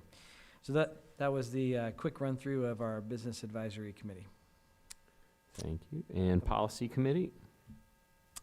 Yes, Policy Committee met as well, and we went through several policies. Just a quick reminder of how that process works. We have each of our team members here take a portion of the recommendations, and we align those with what we're currently doing. We look at the changes in legislation. We make the adjustments and recommendations. Our attorney also then reviews a portion of those. We bring it then to our committee, which have board members on our committee, and we go through that process. And then once those are refined and we clean those up, those will be here for first reading for the public, and that will most likely be December meeting. And then a second reading will then follow up, probably the second meeting in January would be my guess, or it'll be January, February. But there's always a month of time for people to come in and ask questions if they have questions about that. Awesome. All right, that is the extent of our committee updates. Item number 11 on our agenda is the legislative update. Yeah, legislative update, just a few things to keep on your radar. We are in lame duck right now. It is an active week. There are all kinds of hearings happening this week, and we have our eye on a few things. One is House Bill 407, that is that transparency bill that is being recommended out there for transparency of finances and also transparency of accountability. We've talked a lot about that as a team with our learning team, even like, would we want to just use our MAP testing, for example, locally instead of the state testing? So some of those are the conversations that we're having. We believe in accountability. We just want to make sure that we're doing that well. The big conversation that's happening at the state level is the proposal is that accountability applies to public schools and private schools the same. So if there are public dollars that are flowing from the state into private schools, that there would be the same accountability for testing and for finances. So that's 407. Gail Manning was at a update yesterday that several of our board members were at in Columbus giving an update, and also Senator Brenner was also giving an update on some of the things in his perspective, so we were able to hear that live yesterday, but we'll keep our eye on that. 432 is also another one we'll keep our eye on. That's increasing flexibility for licensure for career tech teachers, so offering more career tech opportunities for students across the state, so they are looking at expanding the flexibility in that licensure. And then I think the only other thing I'll just highlight tonight, just so we're aware, because we mentioned a lot, we heard a lot about levies, and when Sean was giving his 5-year forecast and how all of our decisions impact that, and we also have House Bill 920 impacting that, and there's just several factors, and Sean did a great job of going through that, but some of those factors are levies. So when we go to our community to ask for money, so we just had a quick breakdown, and I took a look at the 142 ballot issues that were on during this last cycle, and just how did that break down. So about 50% of those were successful, and the quick breakdown of that is the new money levies came out to about 33% passed. So 7 out of 21 that were on the ballot passed, so not very many actually passed for new money in this last cycle. 29 of the 32 renewals passed, so renewals which were already being paid, those passed at a 91% rate. Some of the permanent improvement and bond issues that were out there, I won't go through the entire breakdown, but out of all of those, about 41% of those passed, so under 50% of those were successful. And then for those that were going out for income or earning tax levies, which are a little less, there's a little bit more unique in communities, 38% of those passed. So overall, if you go back 1 year, where about 70% of the overall levies passed, we were at about 50% during this last cycle. So just something to keep in mind when we're making decisions for the future. All of these things are at play, and I really appreciate the board and Sean and his work on looking out into the future and trying to make sure we set ourselves up, not just financially, but also our timing with our community and how all the other factors are at play. Thank you, Jonathan. Item number 12 is our administrator commentary.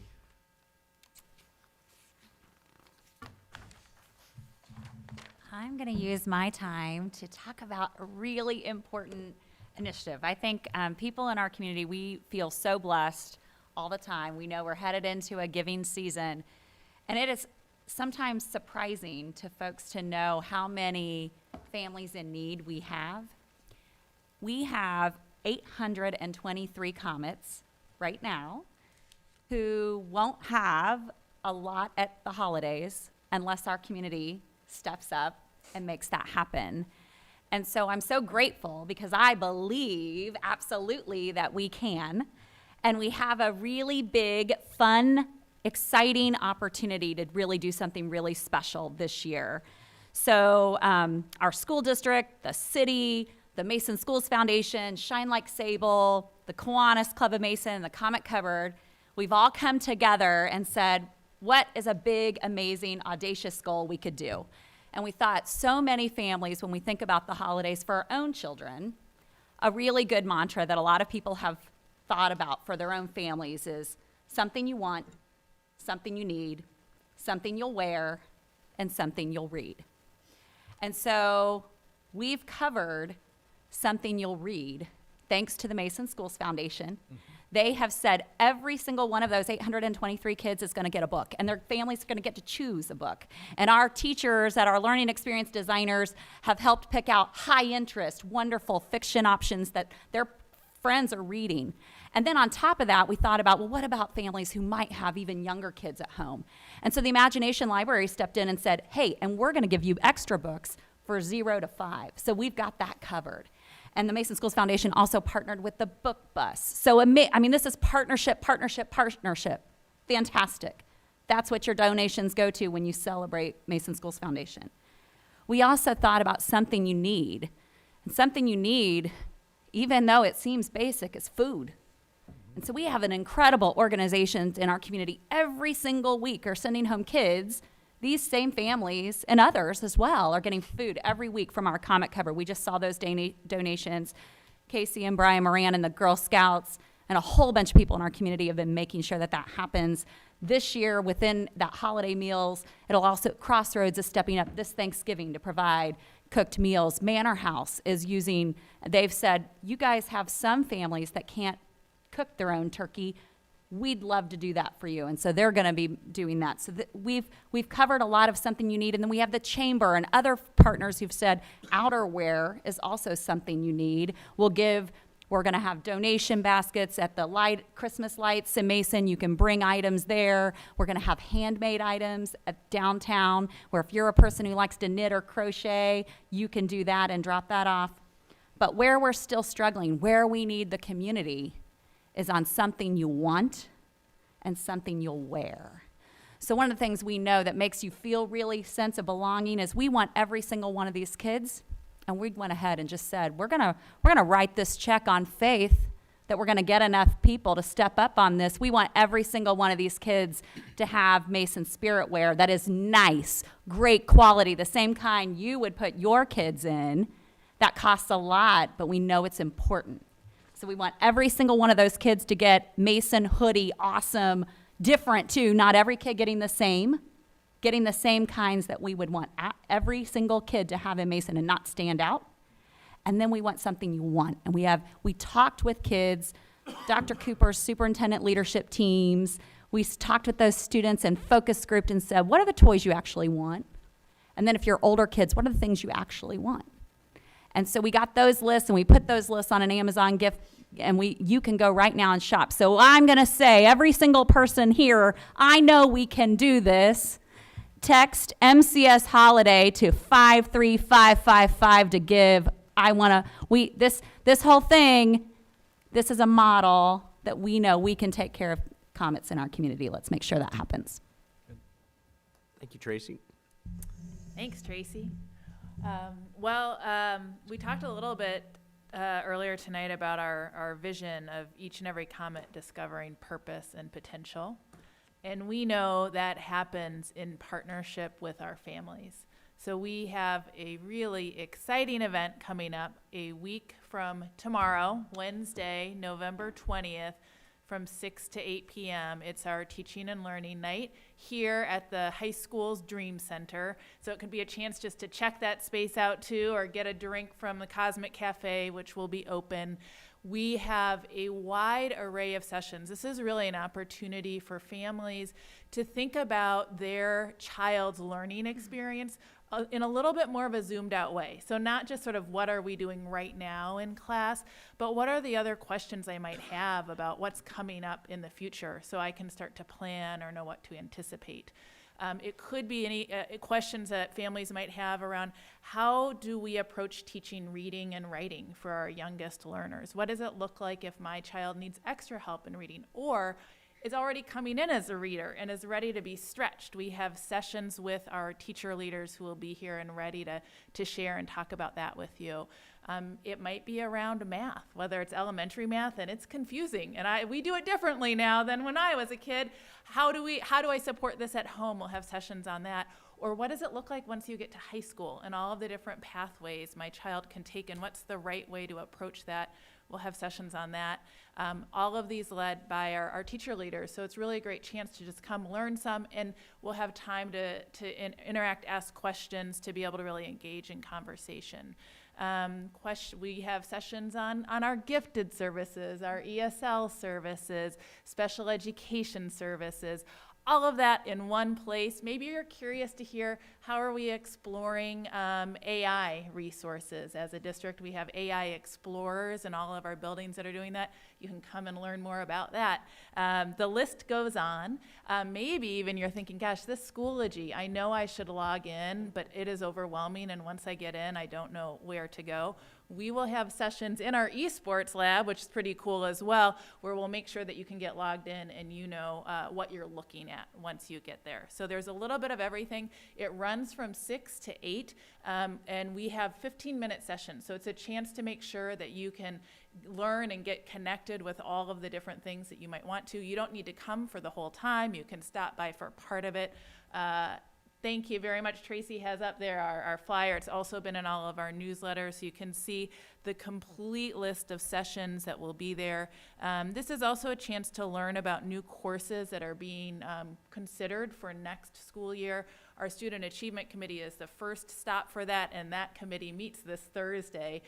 We'll be hearing about 3 course proposals for the high school, a cybersecurity pathway, AP Environmental Science, and American Sign Language 3. So it's a little bit of preview of that, but assuming feedback from that committee says, yes, let's keep moving ahead with exploring these, and that's also another opportunity to hear more directly from teachers who are proposing those as well at Teaching and Learning Night. So we hope to see you there. Come, bring a friend, a great learning opportunity. Thank you, Amy.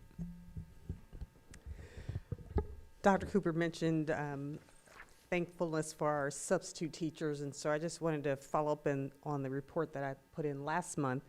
Our teachers, well, actually all of our employees, our teachers and our educational aides, but specifically speaking about our teaching staff, when they are absent, they put in a request through ASOP. That's our system that monitors that. So I just pulled a report for ASOP for October. So this may not catch some of the last minute subs that go in after the deadline, but for those that were in the system, at Mason High School for October, we had 266 requests. We only had 5 that went unfilled, so that had a fill rate of about 98%.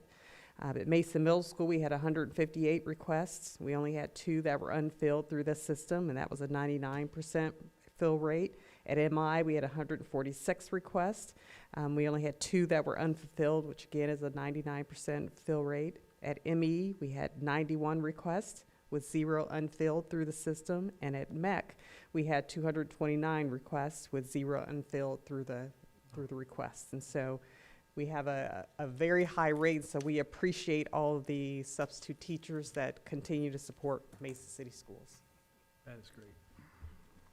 Awesome. Next time. I want to congratulate Coach Reed and the ladies tonight for their accomplishment. It's pretty amazing to be able to do that so consistently. You know, obviously there's a formula there. So I don't know what that is, but I think Coach Reed's part of it.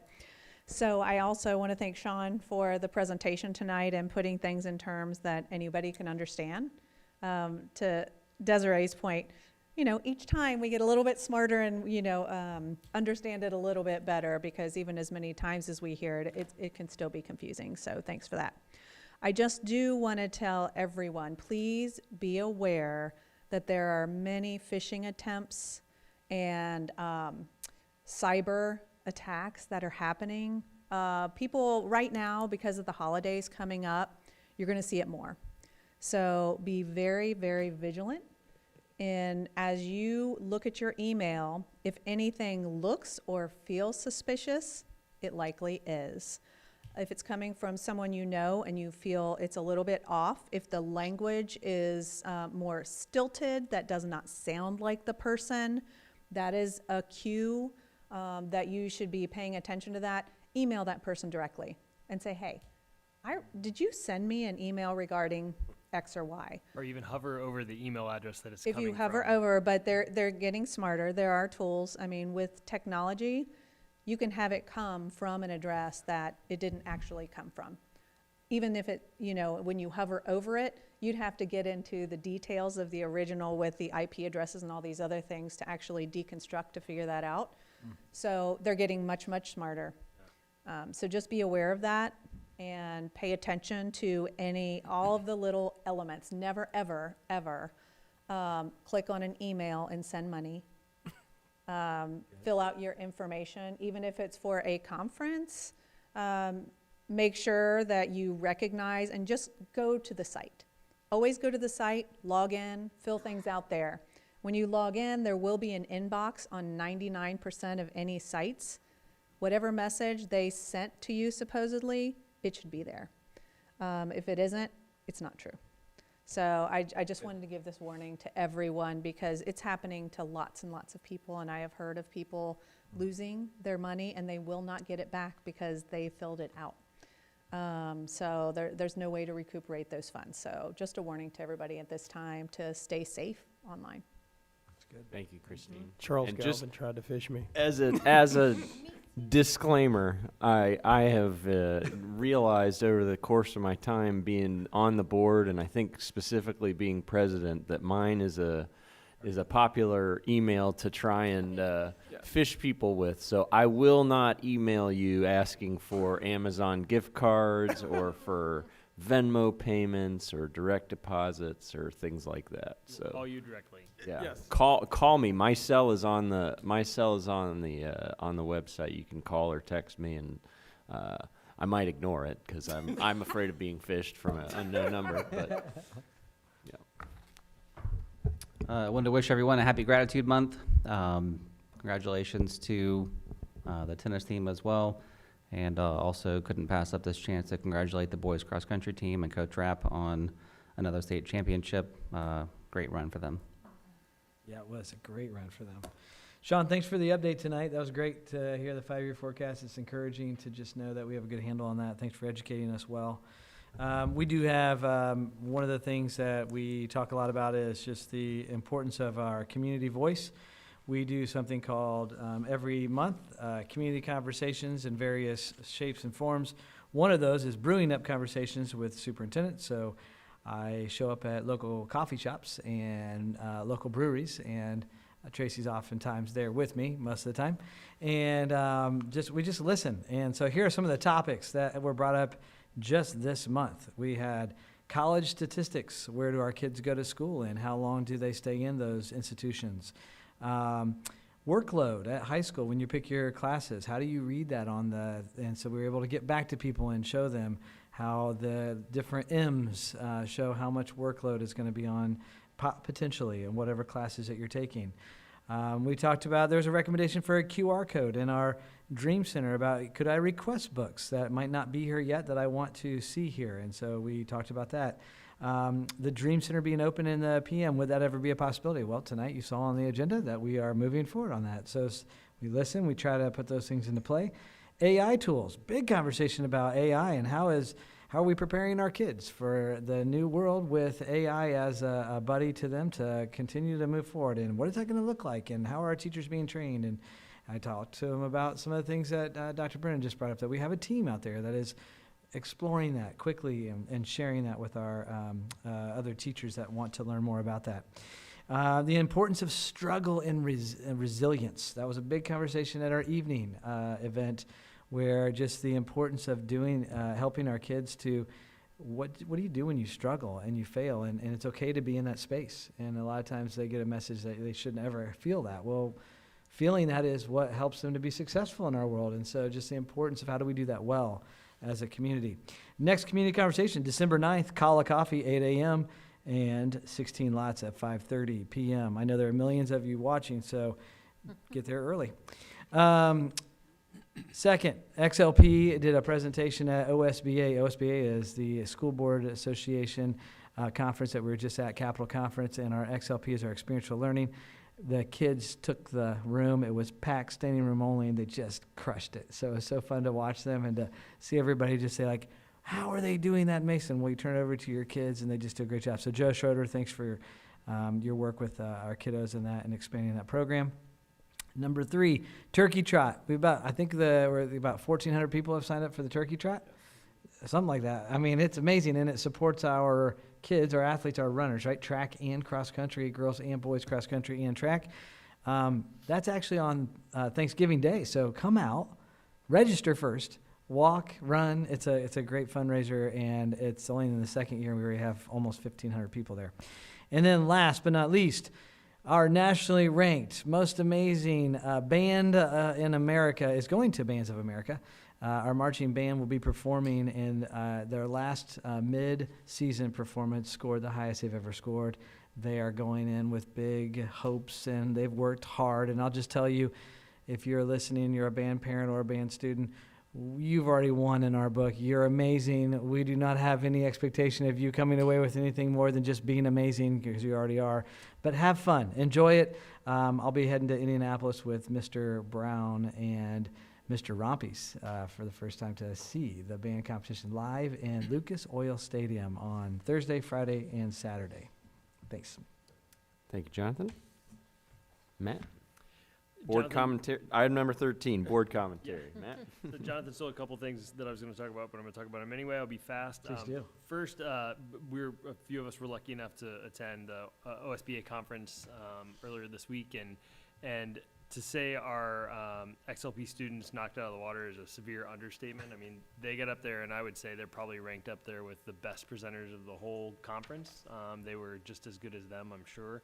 The people in the room representing leaders from all across the state, school districts of varying sizes, backgrounds, areas, were all blown away, like you said, Jonathan, about what we've been able to do with the experiential learning program. And they came away impressed that it was due to our students that it has really taken off the way that it has lately. And our community should just be very proud of its investment in our schools. That's one of just hundreds of examples where you just see that in action, our ability to meet students where they are, to create new opportunities of learning and preparing them for the future, and putting our future in the hands of our students. It was just incredible. So well done. Good luck to the band this weekend. We're really excited to see what you do. We've seen the show. It's amazing. Like you said, Jonathan, go and have fun, because you put in the work. I mean, the hours and hours and hours of every day for dating back to, I guess, the middle of the summer. So now's the time to enjoy it, and can't wait to hear that, how that turns out. And then this is our last meeting before Thanksgiving. So in this month of gratitude, just and our break around Thanksgiving. So just encourage all of our families, our students, our staff to take that time and recharge and reflect on what we're thankful about in our communities and our families. And one other thing I was going to say, Tanya, thank you for sharing the statistic about the fill rate on requests for subs, because that puts it in a different perspective of just how we're able to meet the needs of our teachers on the day of. I mean, so I just wanted to thank our community for stepping up and becoming subs, because, you know, teachers, if they're on the edge and they're not feeling well, it's hard to prepare to be out, and to know that there's somebody who can step in, somebody who's well qualified and capable, is a big deal. So just want to thank our community for stepping up in that way. Great. Thank you. Thanks, Matt. Desiree? Well, if they're listening, I wanted to thank Mr. Charpentier and Mr. Looker for coming out and sharing the opportunities that the American Legion has for our students in our community. Just spending your evening here and to deliver great news, I think, from the podium. As a speaker, it's just refreshing and it's nice, and I really appreciate them being here. And Christine, thank you for your commentary on online safety, because, I mean, I feel like I'm pretty savvy, and there's just been some things recently that have been like, you know, that I can, my mother-in-law's been bless her heart, like scammed many times, because it looks so legitimate. So thank you just for raising awareness on that tonight.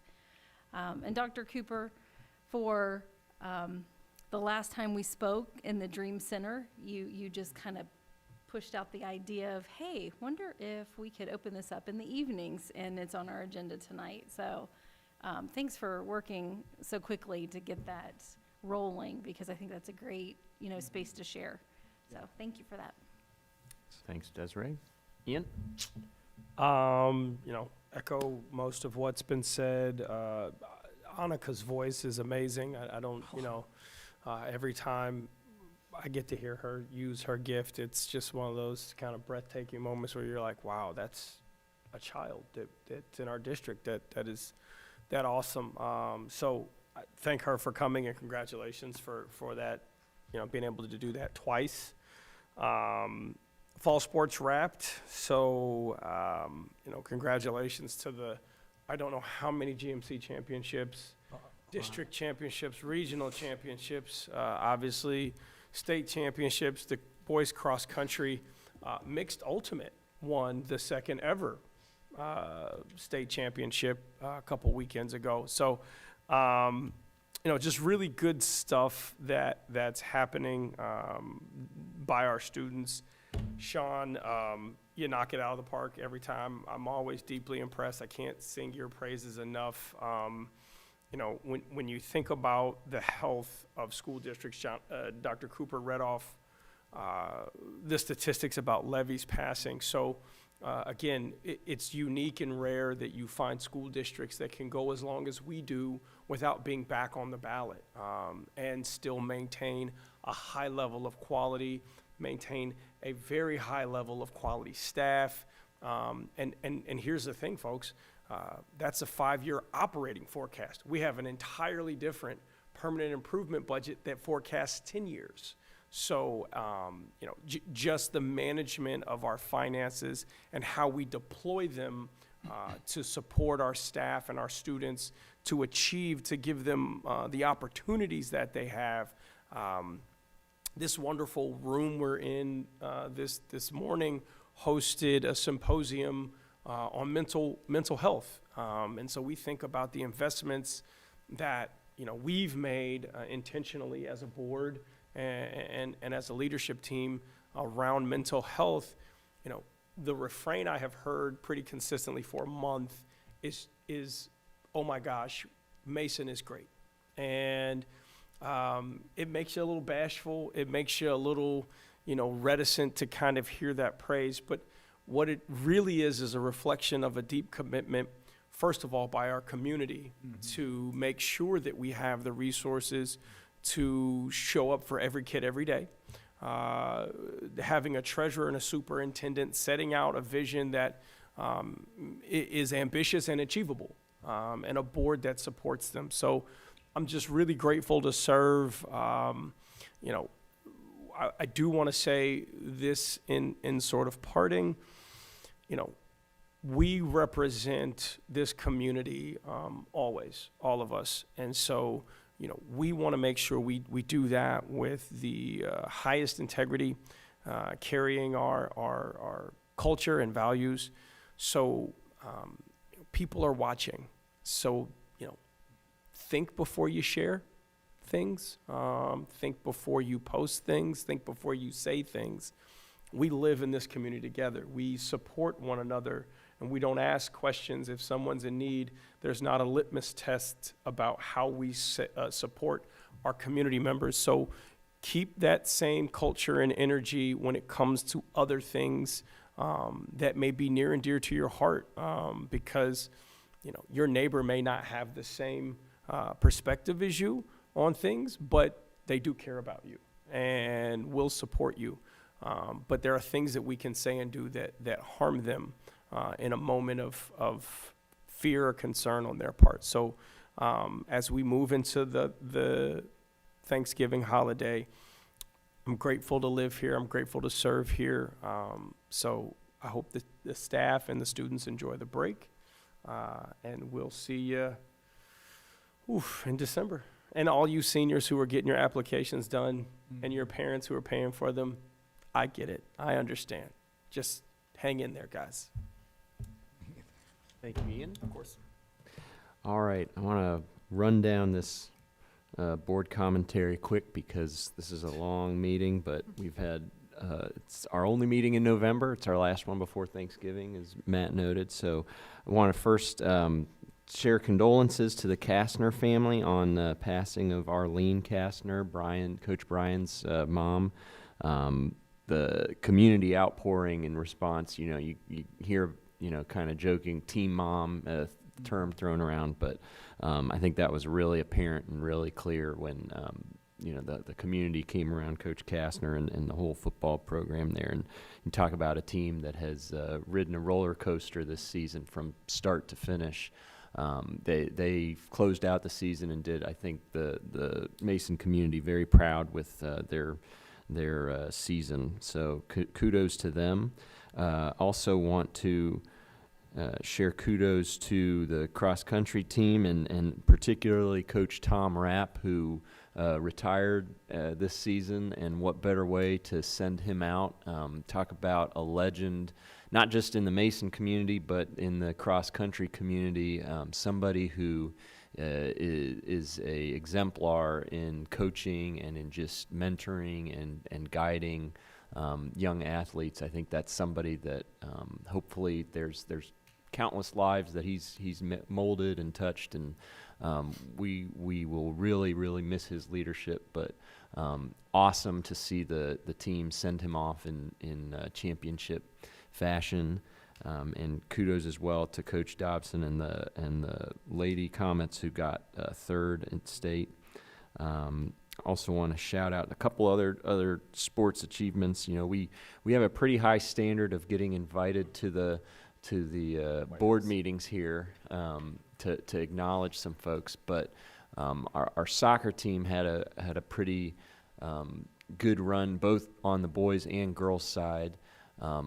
In particular, on the girls' side, our goalkeeper, Annalise Knight, who I think maybe is a 4-year starter, at least a 3-year starter, but maybe all 4 years, and she's committed to Miami University. But she was just named first team All-Ohio, and if you know, that's not an easy accomplishment, and I'm not sure the last soccer player we had to garner that recognition. And then on the boys' side, we had a first-year head coach who is a Comet alum coming back to coach here, Garrett Sabo, who just was named Coach of the Year, not just for the GMC, where he had a 9-0 record in his debut season, but also Coach of the Year for the city of Cincinnati, in a hotbed of soccer talent. And then we also had the Boys Player of the Year in Cincinnati in Marcos Neto. So some really good showings for our fall sports this year.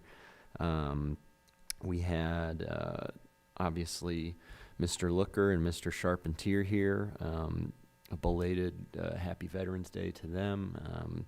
Also, just another awesome performance by our folks at the Mason Intermediate School yesterday, and thank you to those who helped make that possible, and to those who were able to attend and be honored as well. We had a great time at the Kiwanis Pancake Day breakfast on Saturday. I know my family, we snuck in just before the band made it to clear everything out, and so we were happy to get a couple sausage links in before they were all gone.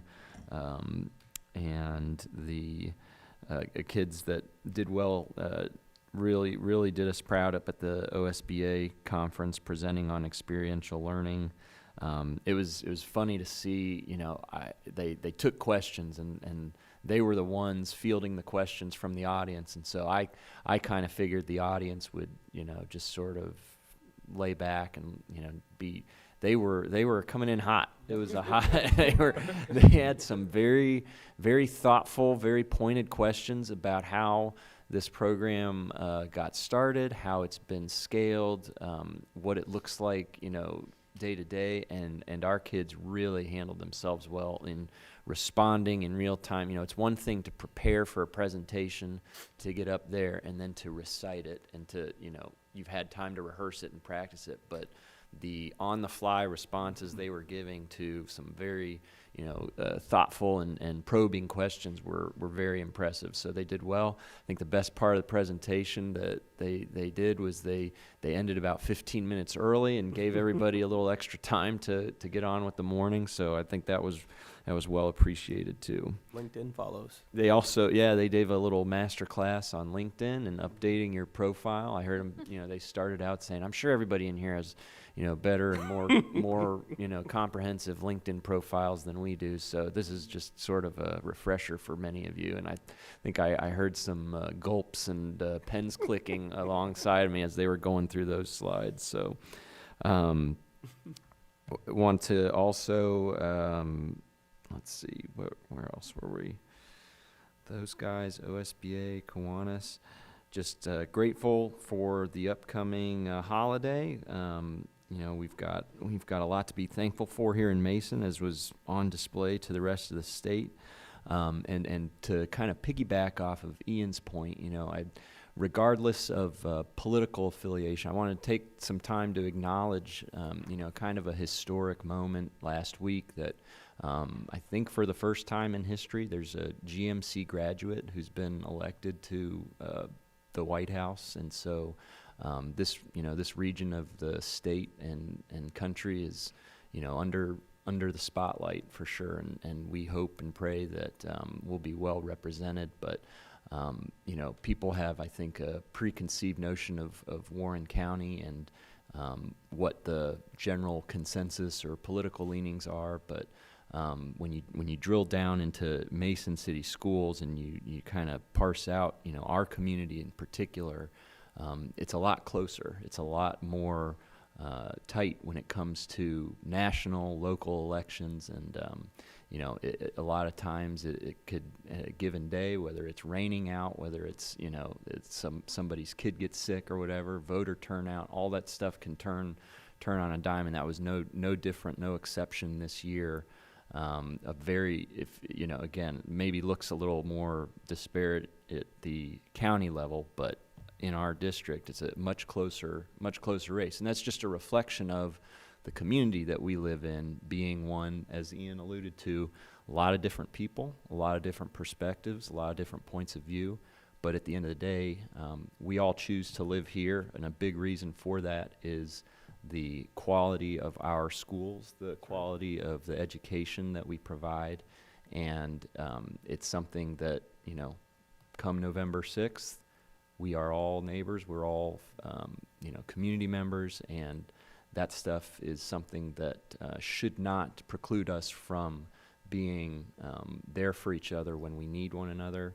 Should not preclude us from spending time with our family over holidays, and even if folks didn't vote for the same person. And hopefully, it gives people time to exhale. I think with mental health and everything, especially exacerbated by social media and things like that, gives people time to decompress and kind of reprioritize their self, their family, their loved ones, and come together again. So in the spirit of that unity, I am going to seek a motion to adjourn this meeting.